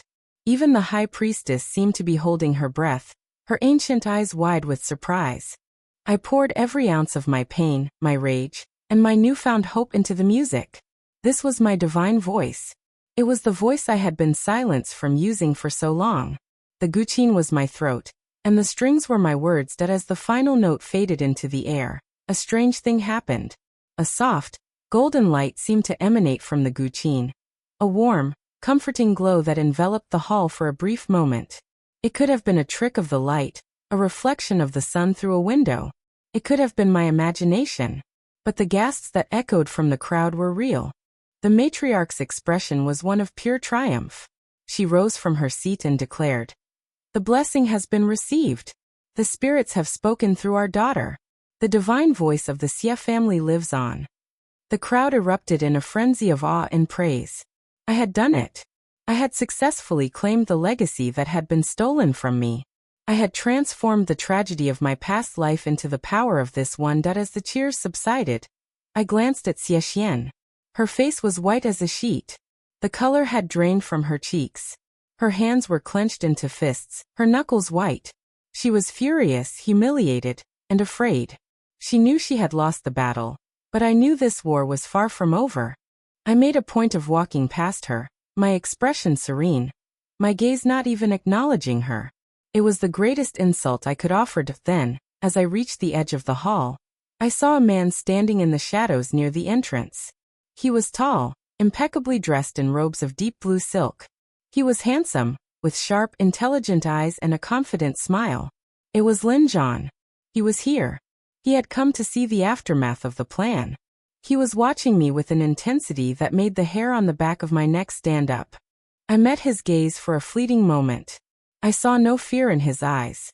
Just a cold, calculating curiosity. He knew I was a threat. And now, I knew he was my next target. I walked past him, my steps measured and calm. I had won the day.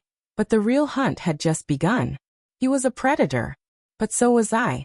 And I had already seen how this story ended for him. That the days that followed the successful summoning were a strange and uneasy paradise. I was no longer an invisible speck in the grand household of the Xie family. I was the celebrated heroine, the one who had salvaged the family's honor, the vessel through which the spirits had chosen to speak. Servants scurried to fulfill my every whim. A stark contrast to the years of being ignored and forgotten. My mother, a woman who had spent her life meekly bowing to the whims of the matriarch and her in-laws, began to look at me with a newfound sense of hope and pride. She even dared to speak a little louder at the dinner table, something she had never done before. But I knew this adulation was a fragile thing, built on a foundation of lies and misdirection. I had fooled them once with my supposed deafness and my dramatic performance on the guqin. To sustain my position, I had to be careful, watchful, and perpetually one step ahead. The best part of my new role was the illusion of being a harmless deaf girl. It was a mask that allowed me to move through the household like a ghost, listening to conversations that were never meant for my ears. I learned that Xie Xian, stripped of her status and confined to her quarters, was simmering in a pot of her own rage. I learned that Xie Ling, my sweet-faced half-sister, was the one who had suggested the noisemaker to Xian in the first place, a detail I had missed in my previous life. And I learned that the resentment against me ran deeper than I had ever realized.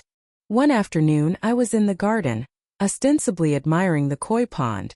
In reality I was watching a secret meeting. Xie Ling and Xie Xian were standing behind a large rock formation, their voices low and urgent. They thought I couldn't hear them.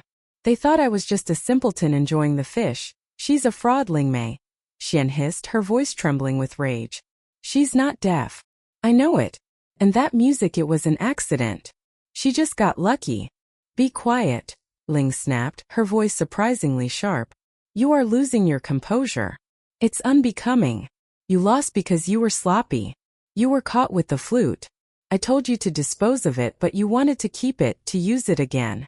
Your vanity is what destroyed you. So what do we do now?" Xian's voice had taken on a pleading edge. "Do we just let her have everything? She is the one who deserves to be in the temple. I was supposed to be the favorite. I was supposed to marry Lin Zhan." Ah, there it was. I had suspected that Xie Ling was more involved than I had originally thought. She wasn't just a follower. She was a co-conspirator, perhaps even the mastermind of the original plan. She was the clever one, the one who kept her hands clean while Xian took all the risks. In my previous life, Ling had also been the one to manipulate our father, whispering in his ear that I was a burden, that I was cursed, until he had finally agreed to my exile. She was the real snake. Ling smiled. It was a chillingly sweet smile. "Don't worry, Xianjie. The situation isn't hopeless. The matriarch is pragmatic. She is using Jing right now because she has no one else. But she is old. She won't live forever. And when she dies, who will have the real power? Our father, the master of the house." She paused, making sure her words sank in. "And father listens to mother. And mother listens to me. We just need to make Jing look like a liability again. And we have the perfect tool for that." Xian leaned in, her eyes alight with renewed hope. "What tool, Lin Zhan?" Ling said, her voice dropping to a whisper. "He has been watching her. He is fascinated by her. He thinks she is a clever creature, a challenge. But he also sees her as a threat to his plans. He wants to bring her down. He just doesn't know how. We can work with him. We can feed him the information he needs." I felt a chill run down my spine. Lin Zhan, the man from the Ministry of Rights.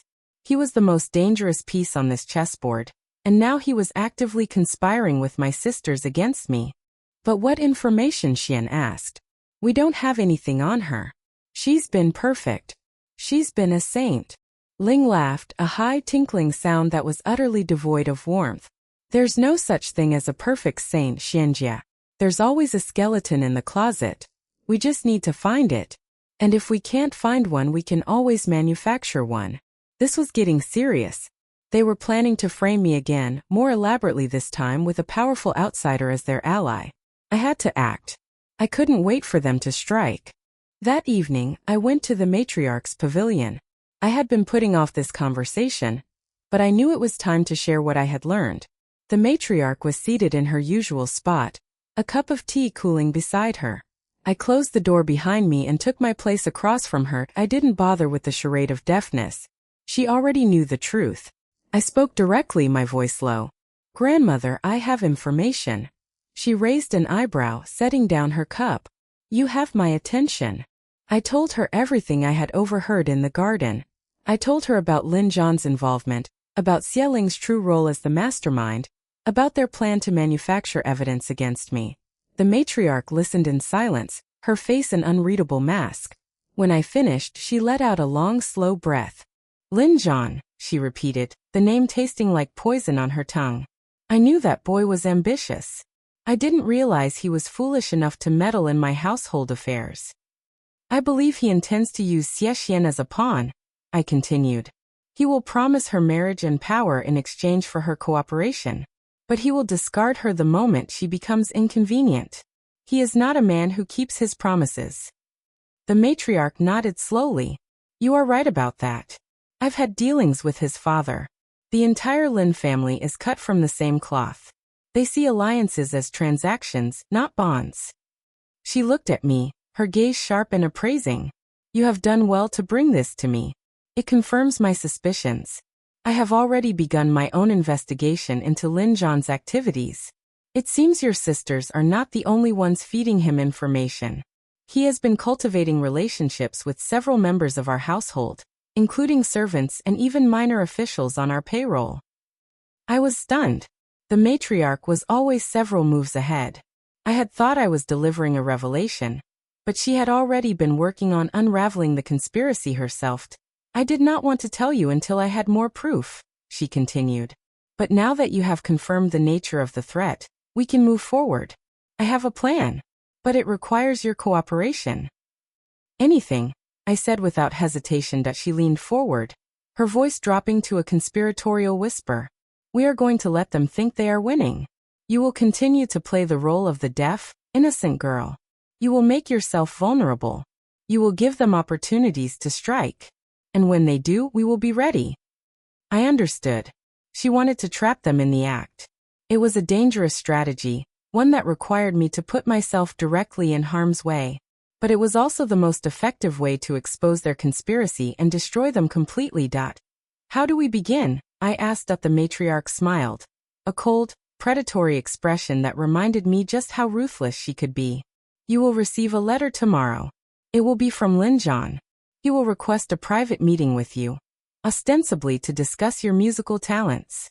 He will claim to be an admirer. You will accept.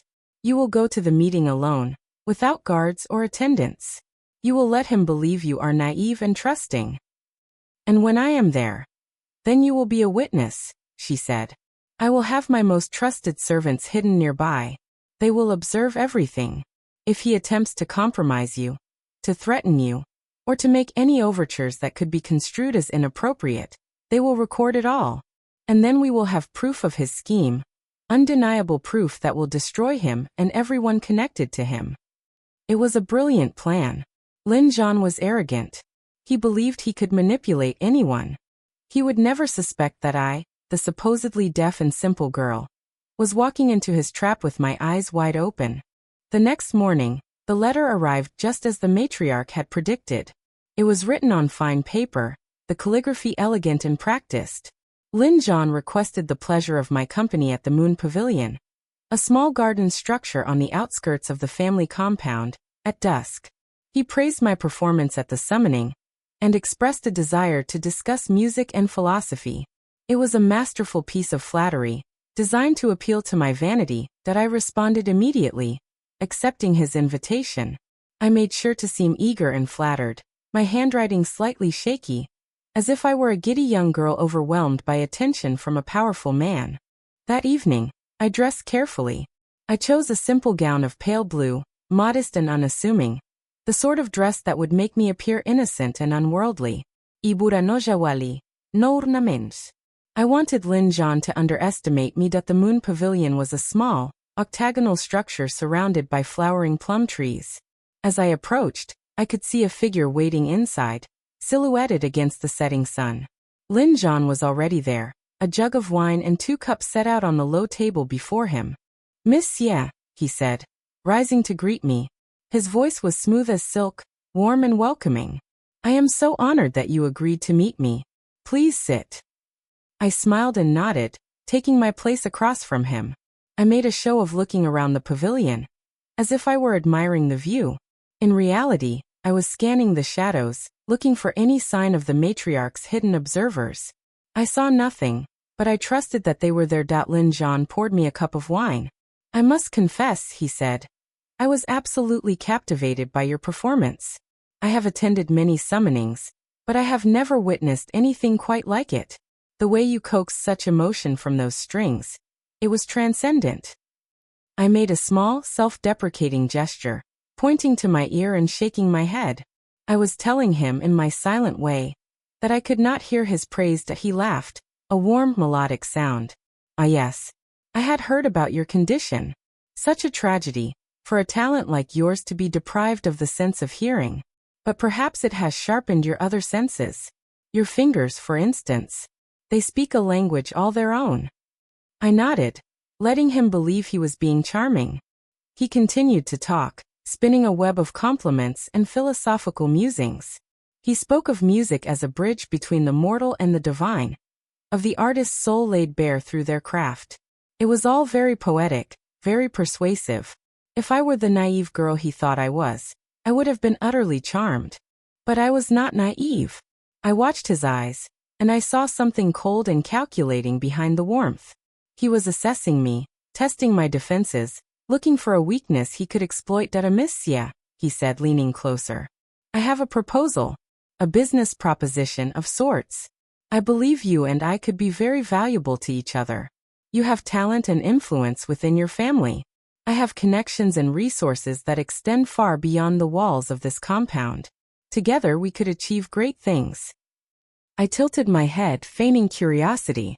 I made a gesture for him to continue. He smiled, his teeth white and perfectly even. "I know the matriarch is using you. She sees you as a tool, a means to an end. But I can offer you something she never will. I can offer you freedom.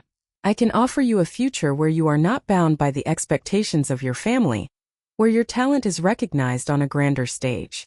You could perform for the emperor himself. You could become a legend." His words were honey, but I could taste the poison beneath. He was trying to turn me against the matriarch, to make me his pawn. He had probably used the same tactics on Xie Xian. I made a thoughtful expression, as if I were genuinely considering his offer. Then I reached out and picked up the cup of wine. I held it to my lips, letting the aroma waft over me. Then slowly, deliberately, I set it down without drinking. Lin Zhan's eyes flickered. He had noticed. He knew I didn't trust him, but he was too arrogant to realize what that meant. I looked directly into his eyes, and I let my mask slip. Just for a moment, I let him see the steel beneath the silk. Then, I mouthed the words slowly and clearly. "I know who you are. I know what you have done. You will not touch me. You will not use me. Leave this household or I will destroy you." His face went pale. The charming smile vanished, replaced by something sharp and dangerous. He understood. He knew I was not the helpless girl he had imagined. He had just been outmaneuvered. I stood, smoothing my skirts. I bowed slightly, a gesture of farewell that was also a dismissal. Then I walked out of the moon pavilion, my steps measured and calmed. As I walked back through the darkened garden, I felt a thrill of satisfaction. I had faced the wolf and emerged unscathed. But I knew this was not the end. Lin Zhan was wounded, but he was far from defeated. He would find another way. He was a predator, and predators did not give up their prey so easily. The matriarch was waiting for me in her pavilion when I returned. She poured me a cup of tea, her expression unreadable. "Well," she asked, "he knows I am not deaf," I said. "He knows I am not naive. He knows I am a threat." The matriarch nodded slowly. That is good. You will be more cautious now. You will make mistakes. She sipped her tea, then set down the cup. But we are not done yet. Lin Zhan is clever. He will not attack you directly. He will find a way to strike at you through someone else. Through your mother, perhaps. Or your father. The thought sent a chill through me. My mother was weak. My father was malleable. They were the easiest targets. Watch them, the matriarch said. Guard them. And if Lin Zhan makes a move against them, you will know. And then we will strike back. I nodded. The game was far from over. I had won a battle, but the war was still raging. And in this war, the stakes were higher than I had ever imagined. The weeks that followed the confrontation in the Moon Pavilion were a study in calculated silence. Lin Zhan did not retreat. He did not slink back to the Ministry of Rites with his tail between his legs. Instead, he changed his tactics. The overtures of charm and seduction vanished, replaced by something far more insidious. He became a ghost, a shadow moving through the periphery of my family's affairs. I caught glimpses of him at gatherings, always at a distance, always watching. He was waiting, biding his time, looking for the crack in my armor. I did not give him one. I played my role with unwavering discipline. To the household, I remained the deaf girl, sweet and simple, blessed by the spirits but fragile as glass. I let my mother fuss over me. I let my father pat my head with absent-minded affection. I let Xieling believe she had fooled me. And I let Xiexian fester in her confinement, her resentment growing like a tumor. But beneath the surface, I was building my counterattack. The matriarch and I met in secret every third night. She had accumulated a dossier on Lin Zhan, a collection of evidence that would make the emperor's ears burn.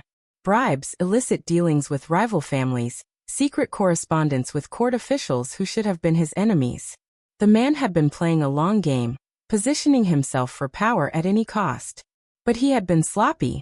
He had left traces. And now those traces were in our hands. You have done well, Jinger, the matriarch said one evening, her voice carrying a note of rare warmth. He is cornered. He does not know it yet, but he is cornered. One more piece of evidence, and we can bring him before the Minister of Justice. I nodded, but I felt no satisfaction. Lin Zhan was not the only threat. My sisters were still plotting, still whispering in the shadows. And my father, weak and impressionable, had become the focus of their machinations. It was Xieling who made the first move. She came to me one morning, her face a mask of sisterly concern. She had heard that I was unwell, she said. She had prepared a tonic, a special brew of herbs that would restore my strength. She pressed the cup into my hands with an earnest smile, watching me with those sharp, calculating eyes. I did not drink. I had been waiting for this. The matriarch's spies had warned me of the plan. The tonic was laced with a mild poison, something that would cause me to fall into a deep feverish sleep. My father would be summoned. He would see me, pale and trembling, and he would be told that I had succumbed to the madness that had always lurked beneath the surface. The divine voice had been a fluke, they would say. The spirits had abandoned me. I was cursed again. It was a clever plan. It would not kill me, but it would discredit me. And once I was discredited, Lin Zhan would swoop in to claim the spoils. I took the cup from Xieling's hands. I held it to my lips. I watched her eyes gleam with anticipation. Then I threw the contents into her face. She screamed, a high piercing sound that echoed through the courtyard. The liquid burned her skin, reddening it in patches. She stumbled backward, clawing at her eyes, shrieking curses. You, she sputtered, her composure shattered. I smiled. Then, for the first time in weeks, I spoke aloud. My voice was hoarse from disuse, but it carried clearly across the garden. Did you think I would drink it, Ling Mei? Did you think I was that stupid? Her eyes went wide with shock. You can speak. You can hear. Of course I can hear, I said, stepping closer. I have always been able to hear. I heard you and Xian plotting in the garden. I heard you telling Lin Zhan how to destroy me. I heard every word you whisper behind your fan. She tried to run, but I grabbed her wrist, my grip surprisingly strong. I had spent years in the temple, learning to survive with nothing. I had developed strength I had never known I possessed. Let me go, she shrieked. Father! Father, help me! Our father appeared at the doorway, his face a mask of confusion. Behind him, My mother hovered, her hands clasped in front of her. And behind her, the matriarch, her expression serene, as if she had been expecting this all along. What is the meaning of this? My father demanded, his voice wavering. Jinger, what are you doing to your sister? I released Xieling's wrist and stepped back. I smoothed my robes and looked my father directly in the eyes. Father, your daughter Xieling just tried to poison me. The tonic she prepared was laced with a sleeping agent. She intended to make me appear mad, to convince you that I was no longer worthy of the family's blessing. My father's face went pale. He looked at Xieling, whose face was still blotchy from the spilled tonic. Is this true? He asked, his voice barely a whispered. She's lying. Xieling cried. She's always been jealous of me. She wants to destroy me. She's the one who is mad. Enough, the matriarch said, her voice cutting through the chaos like a blade. She stepped forward, her presence commanding absolute silence. I have heard enough. I have seen enough. You, Xieling, have been conspiring against this family for months. You have allied yourself with Lin Zhan, a man who seeks to destroy us. You have manipulated your sister Xiexian and corrupted her loyalty. And now you have attempted to poison your own half-sister. She turned to my father. Your daughter, your blood, has committed treason against this house. What do you say? My father looked at Xieling, then at me. His face crumbled. He was a weak man, a man who had always avoided conflict. But even he could not deny the evidence before him. Send her to the temple, he said, his voice hollow. Let her reflect on her sins. The matriarch nodded. It is done. Xieling was led away, her screams fading into the distance. I watched her go, feeling no pity. She had made her choices. Now she would live with the consequences. But there was still Xiexian. She was brought before us later that afternoon, her wrists bound with silk cords. She had been stripped of her fine robes, dressed in plain gray, her face blotchy from weeping. She looked broken, defeated. But I knew better. Xiexian was a survivor. She would find a way to bounce back if given the chance. Xiexian, the matriarch said, her voice cold as ice. You have been found guilty of theft, conspiracy, and attempted murder. What do you have to say for yourself? Xiexian lifted her head. Her eyes, rimmed with red, met mine. There was no remorse in them, only hatred. She is the fraud, Xian spat, pointing at me. She is not deaf.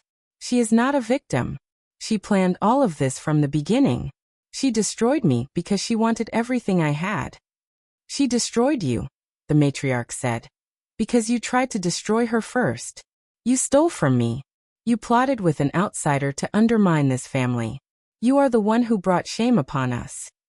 Xiexian's face crumpled. The hatred faded, replaced by something else. Fear. She knew she had lost. Send her to the temple as well, the matriarch declared. Let her live out her days in penance and silence. Xian was dragged away, her cries echoing through the hall. I watched her go, and I felt a strange emptiness. I had won. I had exposed them all.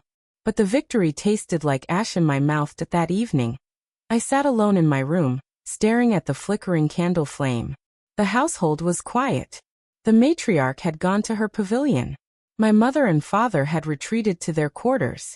The silence was oppressive. A knock on my door startled me. I opened it to find one of the matriarch's personal servants, his face grave. Miss Jing, he said, bowing low. The matriarch requests your presence immediately. She says it is urgent.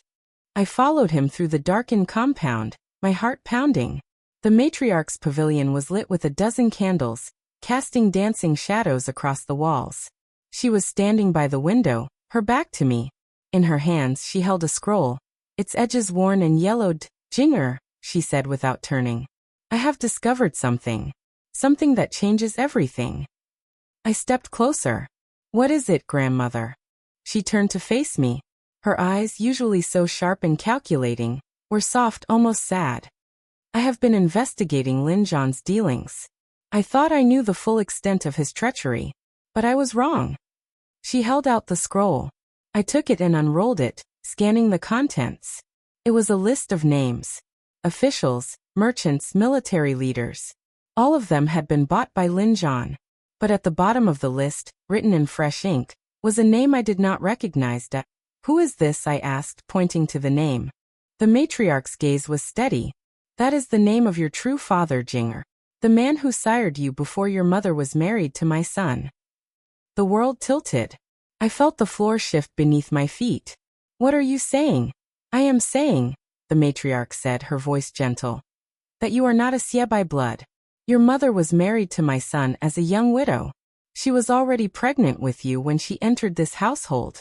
My son raised you as his own, but the truth has always been known to me. I stared at the scroll, my mind reeling.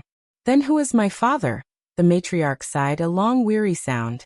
A man who was once Lin Zhan's mentor. A man who was executed for treason 15 years ago. Lin Zhan was his protege. He has been trying to destroy our family, because he believes we played a part in his mentor's downfall. The pieces began to click into place. Lin Zhan's obsession with the Xie family. His relentless pursuit of power. His willingness to use anyone to achieve his goals. It was not just ambition. It was revenge. You are Lin Zhan's primary target, the matriarch continued. You are the daughter of his mentor. He sees you as a symbol of everything he lost. He wants to destroy you, not because of what you have done, but because of who you are. I sank into a chair, my legs unable to support me. All this time, I had thought I was fighting a battle of wits, a game of political chess. But it was so much more personal than that. Lin Zhan had been hunting me from the very beginning, long before I had even been born. What do I do now? I asked, my voice barely a whisper. The matriarch knelt before me, taking my hands in hers. You do what you have always done, Jinger. You fight. But now you know the truth. You know why he is coming for you. And that knowledge gives you power. She squeezed my hands gently. You are not a Xie by blood, but you are a Xie by choice. You have proven your loyalty to this family 100 times over. You are my granddaughter in every way that matters. I looked into her eyes, and for the first time, I saw something I had never expected to see. Love. Tomorrow, she said, we will expose Lin Zhan. We will bring him before the emperor and lay out all the evidence. He will be destroyed, and you will be free. I nodded, a tear sliding down my cheek. I had spent my entire life fighting for survival. I had been reborn, given a second chance. And now, finally, I had the truth. The next morning, the matriarch and I rode to the imperial palace. The journey was silent, both of us lost in our own thoughts. The evidence against Lin Zhan was overwhelming. The bribes, the conspiracies, the secret correspondences. There was no way he could escape justice. We presented our case before the Minister of Justice, a stern-faced man who listened without interruption. When we finished, he examined the scrolls and the other documents we had brought. His face grew darker with each passing moment. These are grave accusations, he said at last. If they are true, Lin Zhan has committed high treason. They are true, the matriarch said, her voice steady as a rock. Every word. I stake my family's honor on it. The minister nodded. I will summon him immediately. Lin Zhan was brought before the court within the hour. He came in chains, his elegant robes replaced by coarse prison garb. His face was pale, but his eyes still burned with defiance. You have made a grave mistake, he said, looking directly at me. You think you have won, but you have only delayed the inevitable. I met his gaze without flinching. You are wrong, Lin Zhan. I have not delayed anything. I have ended it. He laughed, a hollow sound. You think this is over? You know nothing. The game is never over. There is always another move. The Minister of Justice read out the charges. Treason, conspiracy, bribery, corruption. The list was long and damning. When he finished, Lin Zhan's face was ashen. I have nothing to say, he said, his voice flat. Then I will pronounce sentence, the minister said. Lin Zhan, you are found guilty of all charges. You are stripped of your rank, your title, and your property. You are sentenced to life imprisonment in the northern mines. Lin Zhan's eyes widened. Life imprisonment. It was worse than death. He would spend the rest of his days in a frozen wasteland, toiling in darkness. He looked at me one last time. There was no hatred in his eyes now, only resignation. He had lost, and he knew it. They led him away. I watched him go, and I felt something shift inside me. The weight that had been pressing down on my shoulders for so long lifted. I was free. Truly, completely freed at that night, I returned to my family's compound.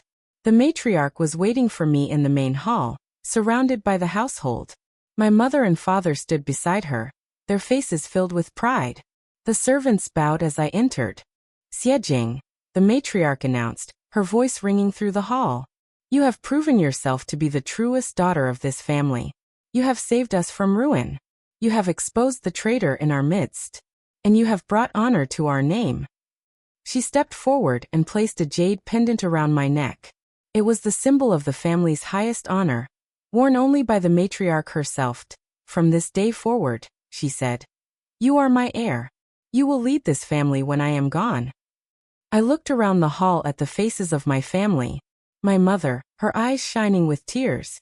My father, finally showing a flicker of the man he could have been. The servants, their heads bowed in respect. And in that moment, I felt something I had never felt before. Peace that I had been reborn into a world of pain and betrayal. I had fought my way through darkness and emerged into the light. I had reclaimed my life. I had reclaimed my voice. And I knew, with absolute certainty, that the best was yet to come.